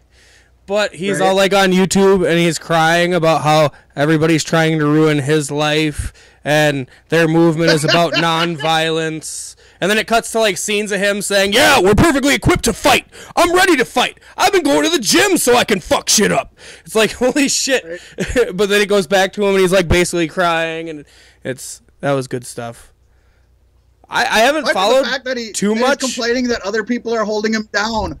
Welcome to the colored person's world. Hello, you fucking dipshit. They're holding me down. Yeah, no shit. There was actually a jackass here not too long ago. If there's any local folks watching, I'm probably going to get a lot of shit for this, but some jackass here that just jumped off the falls. Yes, I heard about that. And it's like, you dumbass motherfucker. I don't feel sorry as shit for him. You know what I did say, though? Somebody posted a fucking video of the falls after this huge rainfall we got here, which I don't know. Did it hit y'all pretty hard up there? Actually, no. I looked at a list of like the top rainfalls in the state, and Princeton didn't even make it. But it rained from like 7 o'clock throughout the entire night, and we didn't get any kind of real accumulation. We were like towards the tops. You were at the top. Redwood Falls had just shy of 10 inches at the top. Yeah. Most rain in the entire state. I'm like, holy fuck! But, I move, and there's the storm I've been waiting for fucking 5 years. So somebody posted on Facebook of the falls after the rain, which was awesome. It was just like whoosh, like it should be every time, but it's not. Whoosh! I want to go to falls that sound like that and do this. Whoosh! That's my waterfall, Lo. Do it again. Do it again. We're gonna make a fucking GIF out of it. Whoosh! Whoosh! Whoosh! No, but the whole time, all I could think of is like, hot damn, at least it's washing off all that blood. There you go. There you go. Make it easier for the town, since they're too cheap to actually put up a significant barrier to protect people from going on top of the goddamn falls. Well, you should be allowed to fucking go up there. You should be allowed to go up there and hike and fish and do that shit. You should have enough common sense to not fucking jump off like a goddamn... Was that what he did? Is that how it panned out? He jumped off? He didn't slip and fall? Off. My understanding is he jumped. If he slipped and fell, I feel a little worse for him, but it's still on you. I've went up there 1,001 times and didn't slip and fall. Right, yeah. And I'm not the most coordinated fucker. Yeah. I went up there when Kenny and Megan were here. I went up there with 2 fucking dogs, man, holding 2 dogs, fucking walking up there and shit. I didn't have time to keep my balance. I didn't fucking fall. Yeah, I don't know. Level I don't 1. know. Jerry of Redwood. This week's Jerry of Redwood, the dumbass who fucking jumped and or slipped off the falls. We're gonna get so much shit for this, Loke. Like, you're okay because you don't live here anymore. I live here. We're gonna get a bunch of shit for this. I'm free and clear now. You'll have to move. You're gonna have to move. You can come here. You can come here, and then we can remove this bar from the middle of the screen. And you can have vivid color. Vivid color. As we were saying, NXT Women's Championship match. Dude, we're already at 9:30. We still got to get through SummerSlam. Asuka versus Ember Moon. Asuka is the current champion. Ember Moon. He went Ember Moon that quickly. It's time. To me, this is the match that's like the Fatal 4-Way on the fucking SummerSlam. Like, to me, this could go either gall darned way. You're saying Ember Moon? Yeah. No, they've been here too many times for Ember Moon to not take it this time. It's Brooklyn 3. It's like their favorite takeover spot. Big things are going to happen, and I think this is one of them. And Asuka's going to be making her debut very soon at the main roster. She's overdue. Overdue. This is hard for me. Number one, you got the story of Ember Moon getting injured and losing her shot that she had originally at the last takeover. Or two, yeah, was it last takeover or 2 takeovers ago? I think it was 2. These things come and go. Yeah. Anyways, she was going to get a one-on-one match. She got injured. She lost it. This is kind of the coming back and everything. And I think Ember Moon is an extremely talented individual. She still has more to work on her just normal repertoire. From bell to bell, the things in between her big flashy moves, she should kind of pad. But she's super talented, amazing in the ring. She's got the look, she's got the charisma. Asuka, maybe.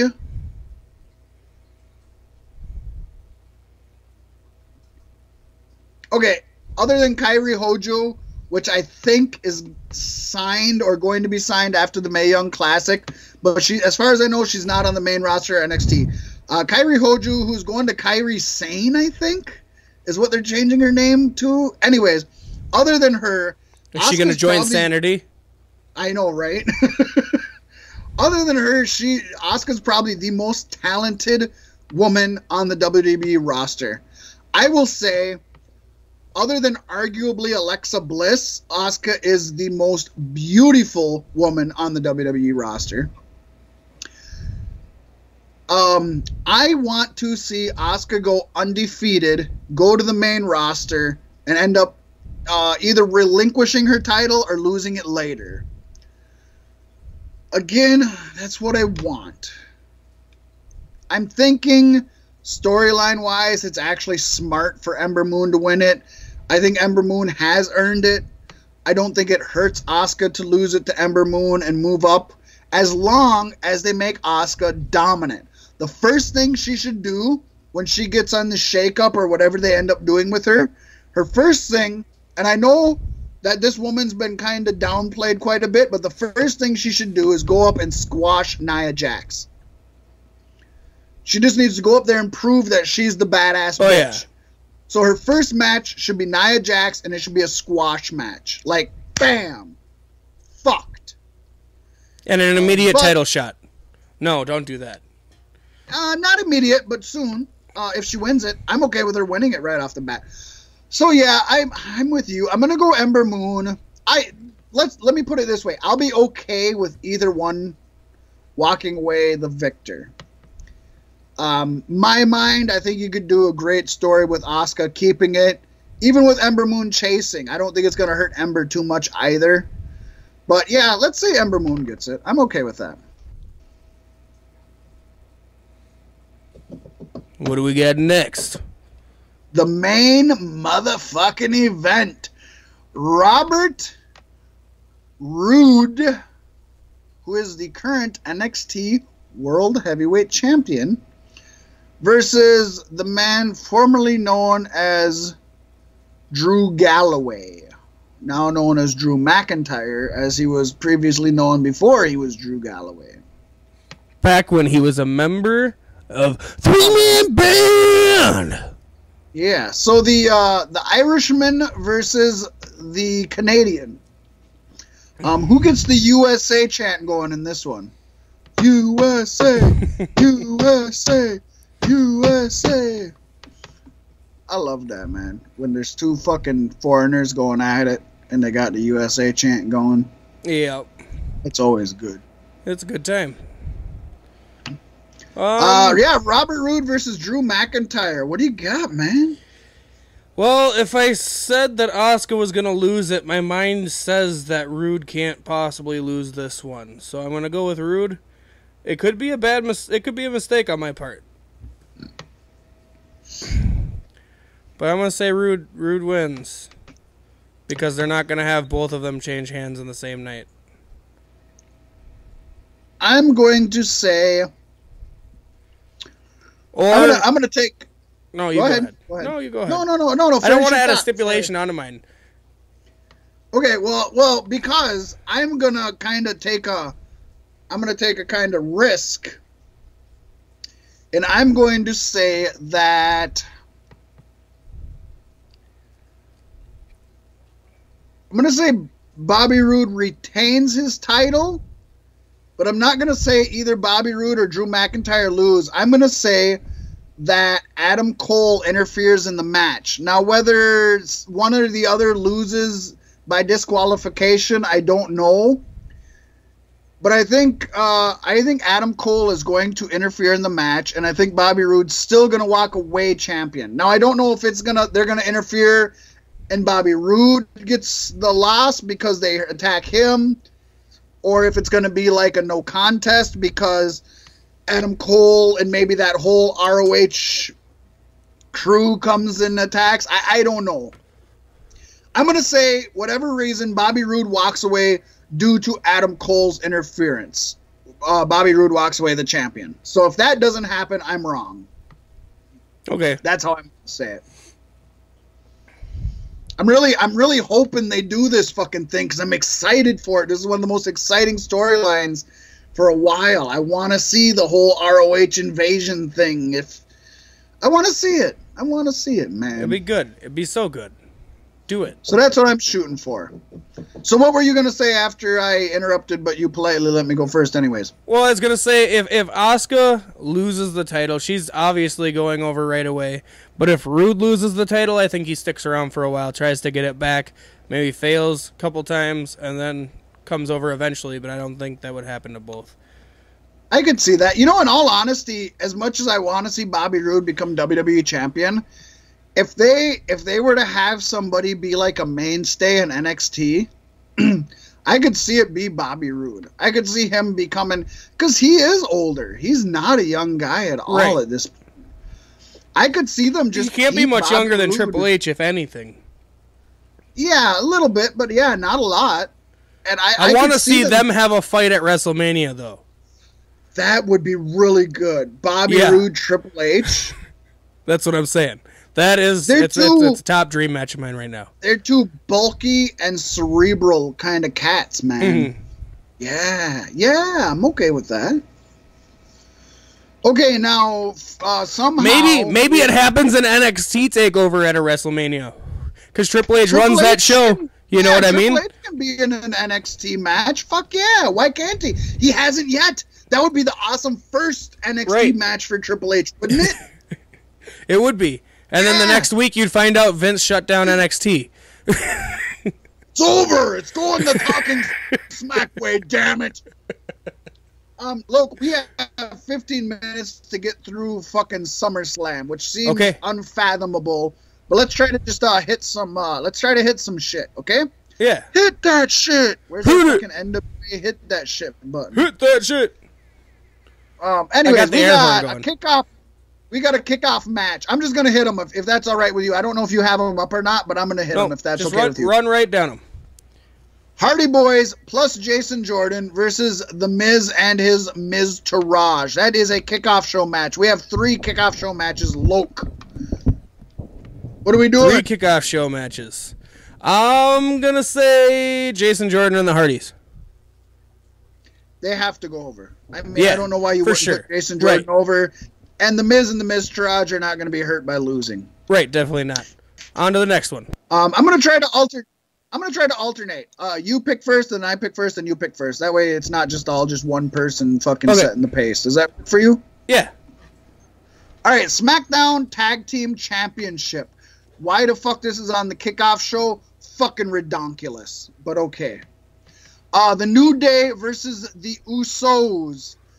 I am going to say that the way WWE's been playing some of these titles with the back and forth, I'm going to say Usos win it and New Day goes back after them.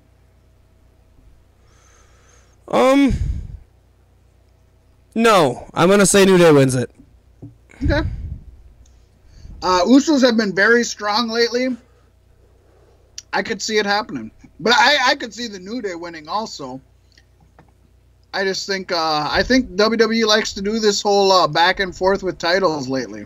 No, I honestly I think they're gonna do it with these. I need to see New Day versus Febreze at WrestleMania.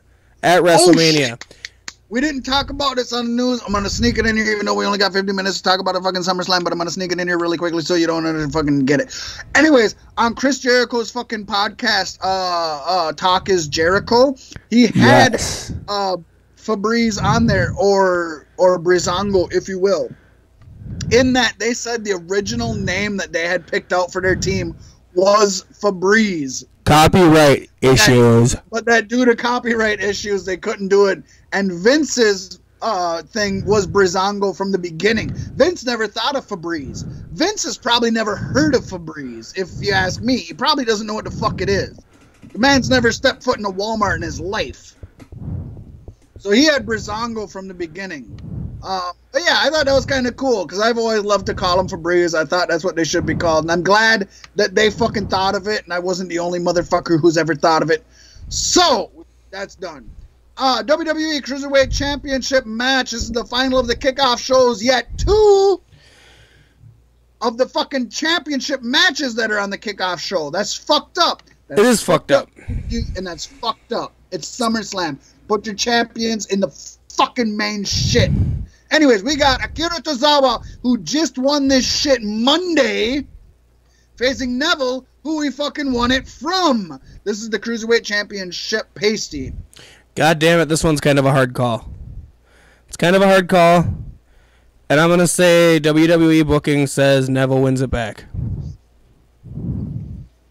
I'm going to go opposite. I'm going to say Akira Tozawa just won it. And I like Akira Tozawa. I like him. Let's keep it. Let's keep it. It's a good win for the Titus brand. Tozawa. I'm keeping it on Akira Tozawa. All right. So now I'm just doing this in order of WWE.com's presentation, folks. So this is in no planned order. This is how WWE.com has it listed. This is how I'm doing it. We got the Demon Finn Balor. Yes, folks, they specifically said the Demon Finn Balor versus Bray Wyatt. My pick is up. I'm going to say Bray Wyatt is... he loves to lose. He is the eater of pins, especially on pay-per-views. This is a big one. So WrestleMania, Royal Rumble, and SummerSlam, I think it's in Bray's contract that he has to lose. I'm pretty sure it's in the contract. And I think it really helps Finn Balor and Bray Wyatt. He's at the basement. He can't go any lower anyways. They have given him a lot of wins, but they've been pointless wins lately. I don't think he's had a strong win lately. So I'm going to go Demon Finn Balor. They could try to fucking shake it up and give us Bray Wyatt just to be like, oh, you didn't see it coming. No, I would like for this to be the start of a long and entertaining feud between these two. And therefore I say Bray wins it here, and this goes till WrestleMania. I'm okay with that, but I'm just going to say everything involving Bray is fucking long and drawn out. But then again, the shake-up's going to happen, and I'm sure they'll get split up. And that's probably why they're pushing this match at Mania right now. Because they could have built up to it better. Yeah, no shit, they could have. I mean, it's been all right, but what was the fucking thing? Did you watch Raw or SmackDown? I watched Raw. Somewhat. Well, what was the fucking thing with Bray Wyatt, they turned the lights on and you seen him dumping a bucket of blood? Yeah. But number one, it wasn't blood. It was, what was it? A viscous fluid? The fuck did they call it? Do you remember? Viscous fluid? Viscous? What the fuck? Number one, what does viscous mean? You're smarter than me. What does viscous mean? Viscous, I believe, or visceral.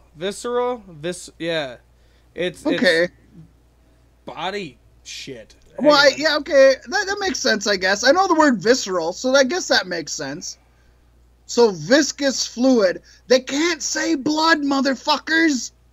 So he's dumping blood on viscera, him, but they can't say it. Viscera is internal organs in the main cavities of the body, especially those in the abdomen, e.g. the intestines. It was not intestines. It was all liquid. Red paint.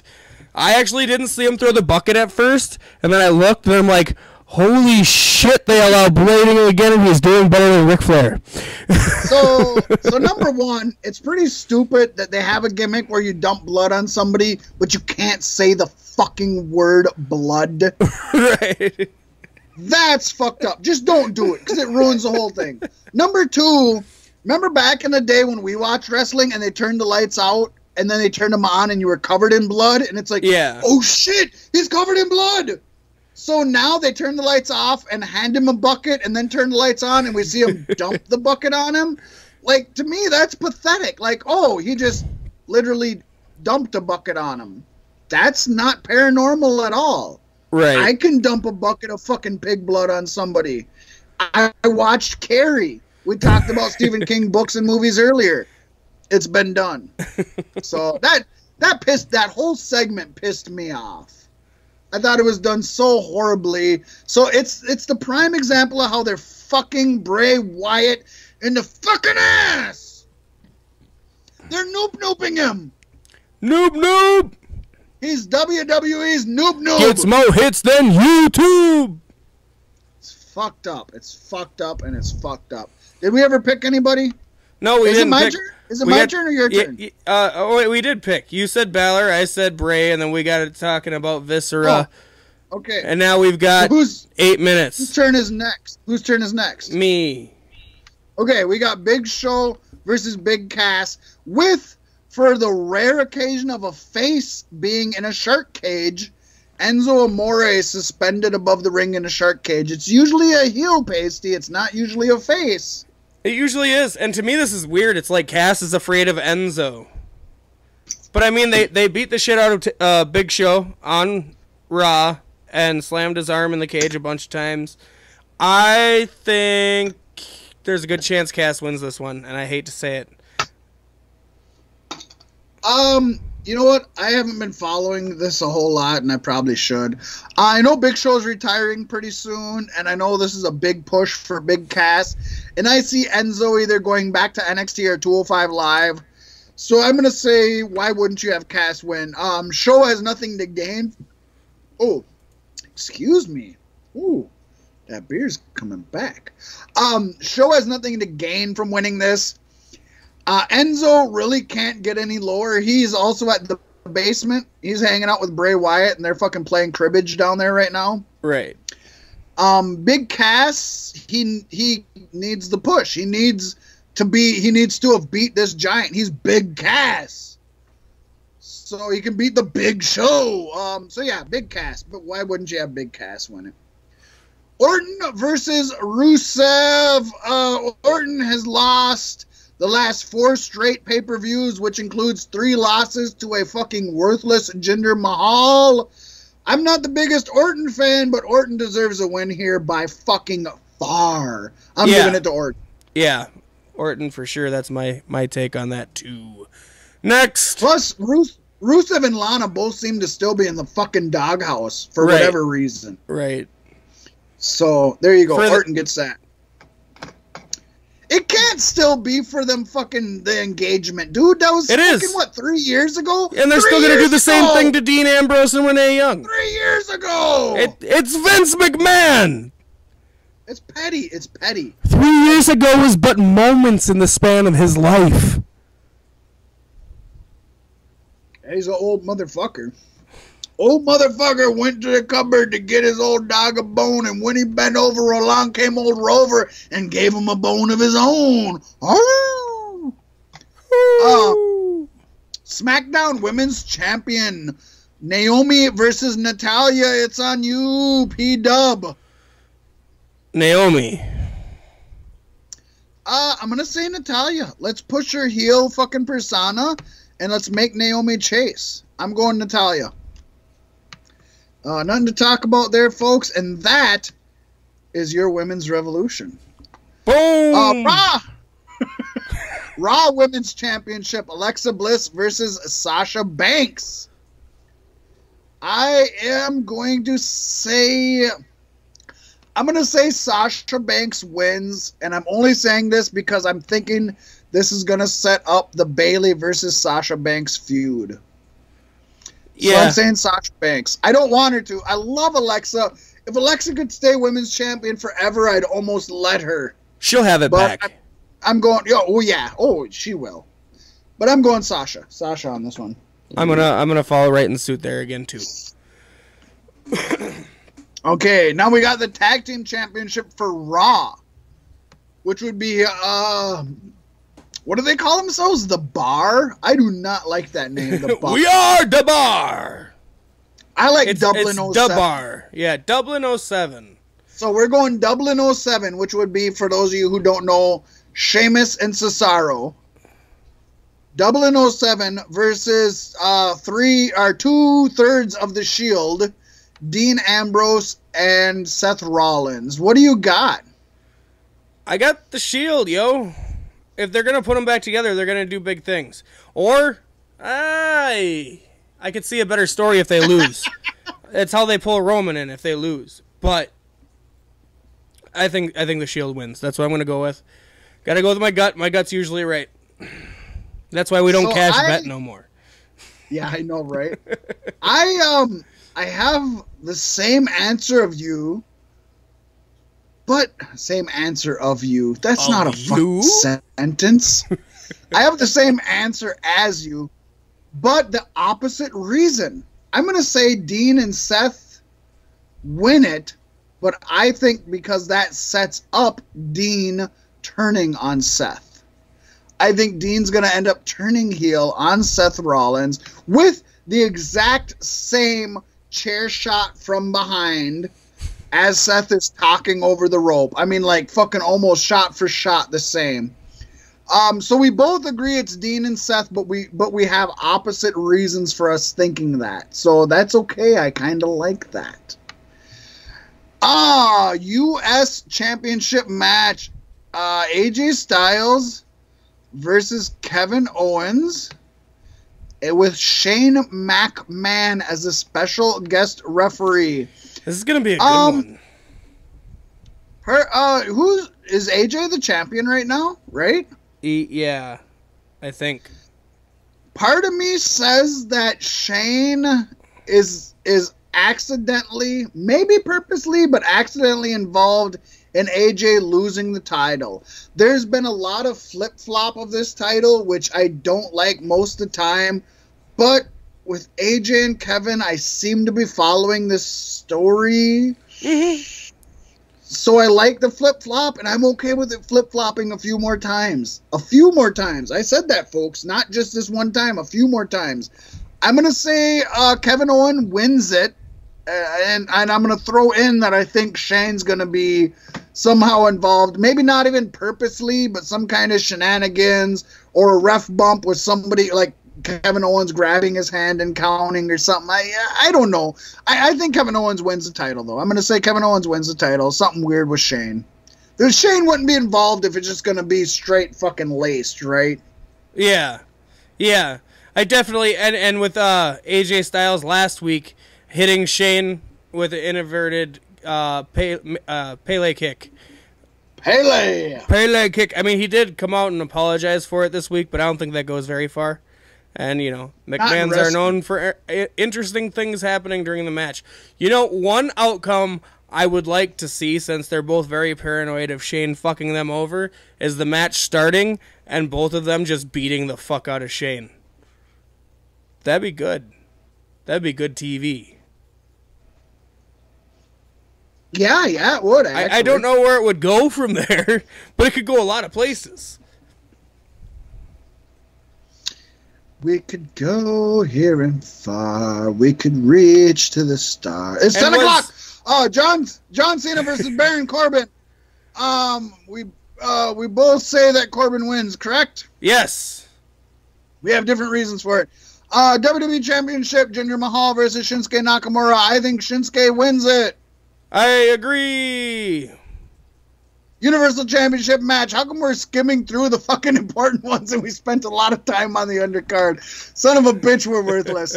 Universal Championship fucking match. Brock Lesnar, Roman Reigns, Samoa Joe, Braun Strowman. You go first because I don't even have a pick yet. Oh my god! This one is tough. This is the toughest match call in a long fucking time, and I love it. I love it. It's good. It's good we have a Fatal 4-Way where we actually think about it. Usually we know who it is or it's one of two. Yeah. But this time, it's like, it could be any of the four. Brock Lesnar was announced to be at Raw on Monday. So, I kind of think he doesn't lose it. Announced, and he was announced as world champion. But if they put a press release out while he's world champion, they will state that. Yeah, right. So, it's tough. I kind of think Strowman and Roman Reigns are going to wind up on their own shit, and I think Joe takes it. I think I said the same thing last week, and I think that's where I'm sitting right now. With there being four different individuals, I really didn't want to have the same answer as you. But yeah, I think Roman and Strowman have their own thing going yet, and I think they got a lot of mileage to go yet. Braun Strowman has been the best fucking thing for Roman Reigns. Oh my gosh. So. Fuck yeah. Best fucking thing. And with Brock Lesnar and Paul Heyman going out there stating, we're leaving if he loses the WWE World title, I think they have to lose it. Right. You don't go out there as a heel and make that exclamation without fucking following through on that. So, and Joe, I think, is deserving of being the champion of the universe. I don't, why the fuck wouldn't he? He's Samoa motherfucking Joe. He has been pushed down so many times that he fucking deserves this. And I want to see Joe suckle at the teat of success. Yes. So, yeah, I guess I really didn't think we were going to pick the same ones, and I feel bad that out of four people, we did. You want me to change my answer? I could change my answer. We had enough different answers down the card that I think it works. It still works. That, yeah, we can both go Joe, and it's like, go Joe! I'll be completely honest, though. No matter how this ends, I'm happy. I'm a happy man. I don't give a fuck. We'll see what happens with Roman Reigns' Universal Championship run. I may not be the biggest fan of it, but we'll see what they do with it. He's more deserving now than he was. Yes. Oh, yes. By far. Plus it's a clear opening for Strowman to get it. You know what I mean? But well, not only that, but dude, you have a built-in fucking feud with Seth and Dean because the shake-up's coming up. Right. Yeah, we don't know. It's gonna be good. Yeah, this is the first four-way in a long time, like we had said, where any one of them could take it, and you wouldn't be shocked. Might not be who you want, but you won't be shocked. Yeah, and it's hard for anybody to be disappointed by the outcome. Very much so. It's great. There's a lot of haters out there, Loke. Don't say it's difficult for a lot of folks. There's a lot of haters out there. Well, you haters are Nazis. We coming for you. With citronella fucking torches. I'm just gonna carry a scented wax melter with me. Right, and I'm just gonna take fucking mosquito spray off mosquito spray.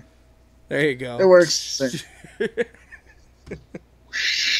Oh god. God damn you niggas! That's stupid. So stupid. Dude, we've just lost all our white supremacist viewers. Good. That's fine.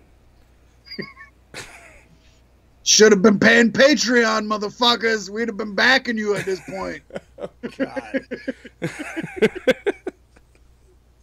Eesh.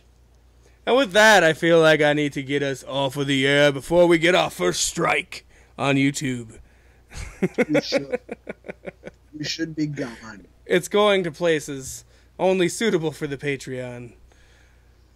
But yeah. This live was show on first YouTube. Outing. Yes. You were nervous. You were nervous as fuck. You're like, I'm not ready for this. Dude, I found out from Facebook that we were doing this. So I was nervous. I was scrolling through Facebook at work, and I was like, hey, we're doing a live YouTube feed tonight. And I was like, holy fuck, I'm not even getting home till 7 o'clock. What the fuck? Pasty really just dropped this fucking stone on me. Fuck yeah. Fuck yeah. But it worked. It worked. Fuck it, like you said. And like I said earlier, we work really well when fucking sink or swim. I like a little heads up on some shit, but you had like half a day. I think it worked well. I think it worked very well. You can ask Strata, man. Everything I do is like, yeah, we're doing this now. Let's do it right now. You know what? If I didn't have somebody who is as fucking who has such a beautiful mind, who walks a different path such as you, it probably wouldn't work. It probably wouldn't have worked. But we both walk such a unique path. It's okay. I think it was good. I hope the folks let us know in the comments below. I hope they like and subscribe. Yes, we can say that now. More of it. Yeah. I mean, we're going to do more of it. Oh, yeah. So fuck you if you don't. But no, I love it. I love it. I'm glad you did it. You caught me off guard, and it was a rough fucking day. But this 2 hours and the next hour coming up, because I already know, has gone by so smooth compared to the rest of the fucking day, man, that I'm loving it. I'm taking in the positives. I'm accentuating the positives. I'm eliminating the negatives. And I'm something the affirmatives. How does the song go? Sing it for me, Pasty. I don't know. You fucking failed, man. I'm sorry. Accentuate the positive, eliminate the negative, latch on to the affirmative, and don't mess with nothing in between. That's how the song goes. You don't know this song? Damn it. For those of you just listening to the podcast, you have no idea of my response. Watch us on YouTube. He's shaking his head. I might have made that shit up. But anyways, that's how I like to live my life. Because shit is positive. And I love all of you like a lovesick puppy. We are over our time. Pasty, sign us off. Thank you for watching. Thank you for listening. Thank you for supporting. And, oh shit, I forgot to mention, Beef Sticks Gaming is kicking off in full force on Twitch. We also have our own Discord, so if you like to play games on the PS4 or PC, get a hold of me. We can get you in the Discord. We can get you into Beef Sticks Gaming. Why not fucking Xbox One, motherfucker? What's up with that shit? Because I ain't got it. I ain't got it, and I ain't trying to fuck with it. I got it, motherfucker. I got it, motherfucker. Well, then I'll add it, but you got to join the Discord. No, because I'm not gonna do any fucking games people are gonna play with. I don't fucking fuck with that shit. Me and my brother have been streaming the original EverQuest for 3 days. Yeah, start playing the original fucking Mario Brothers. I'll be down, motherfucker. We can do that. We can do that. You can do that. But anyways, yeah, Beef Sticks Gaming on Twitch. Check us out. We play some weird shit. We play some random shit. We have some fun doing it. This is something I've been wanting to do for a long fucking time. And it's finally getting off the ground. And it's the whole reason that we're coming to you visually this week. Thank you all for tuning in. We'll see you next week.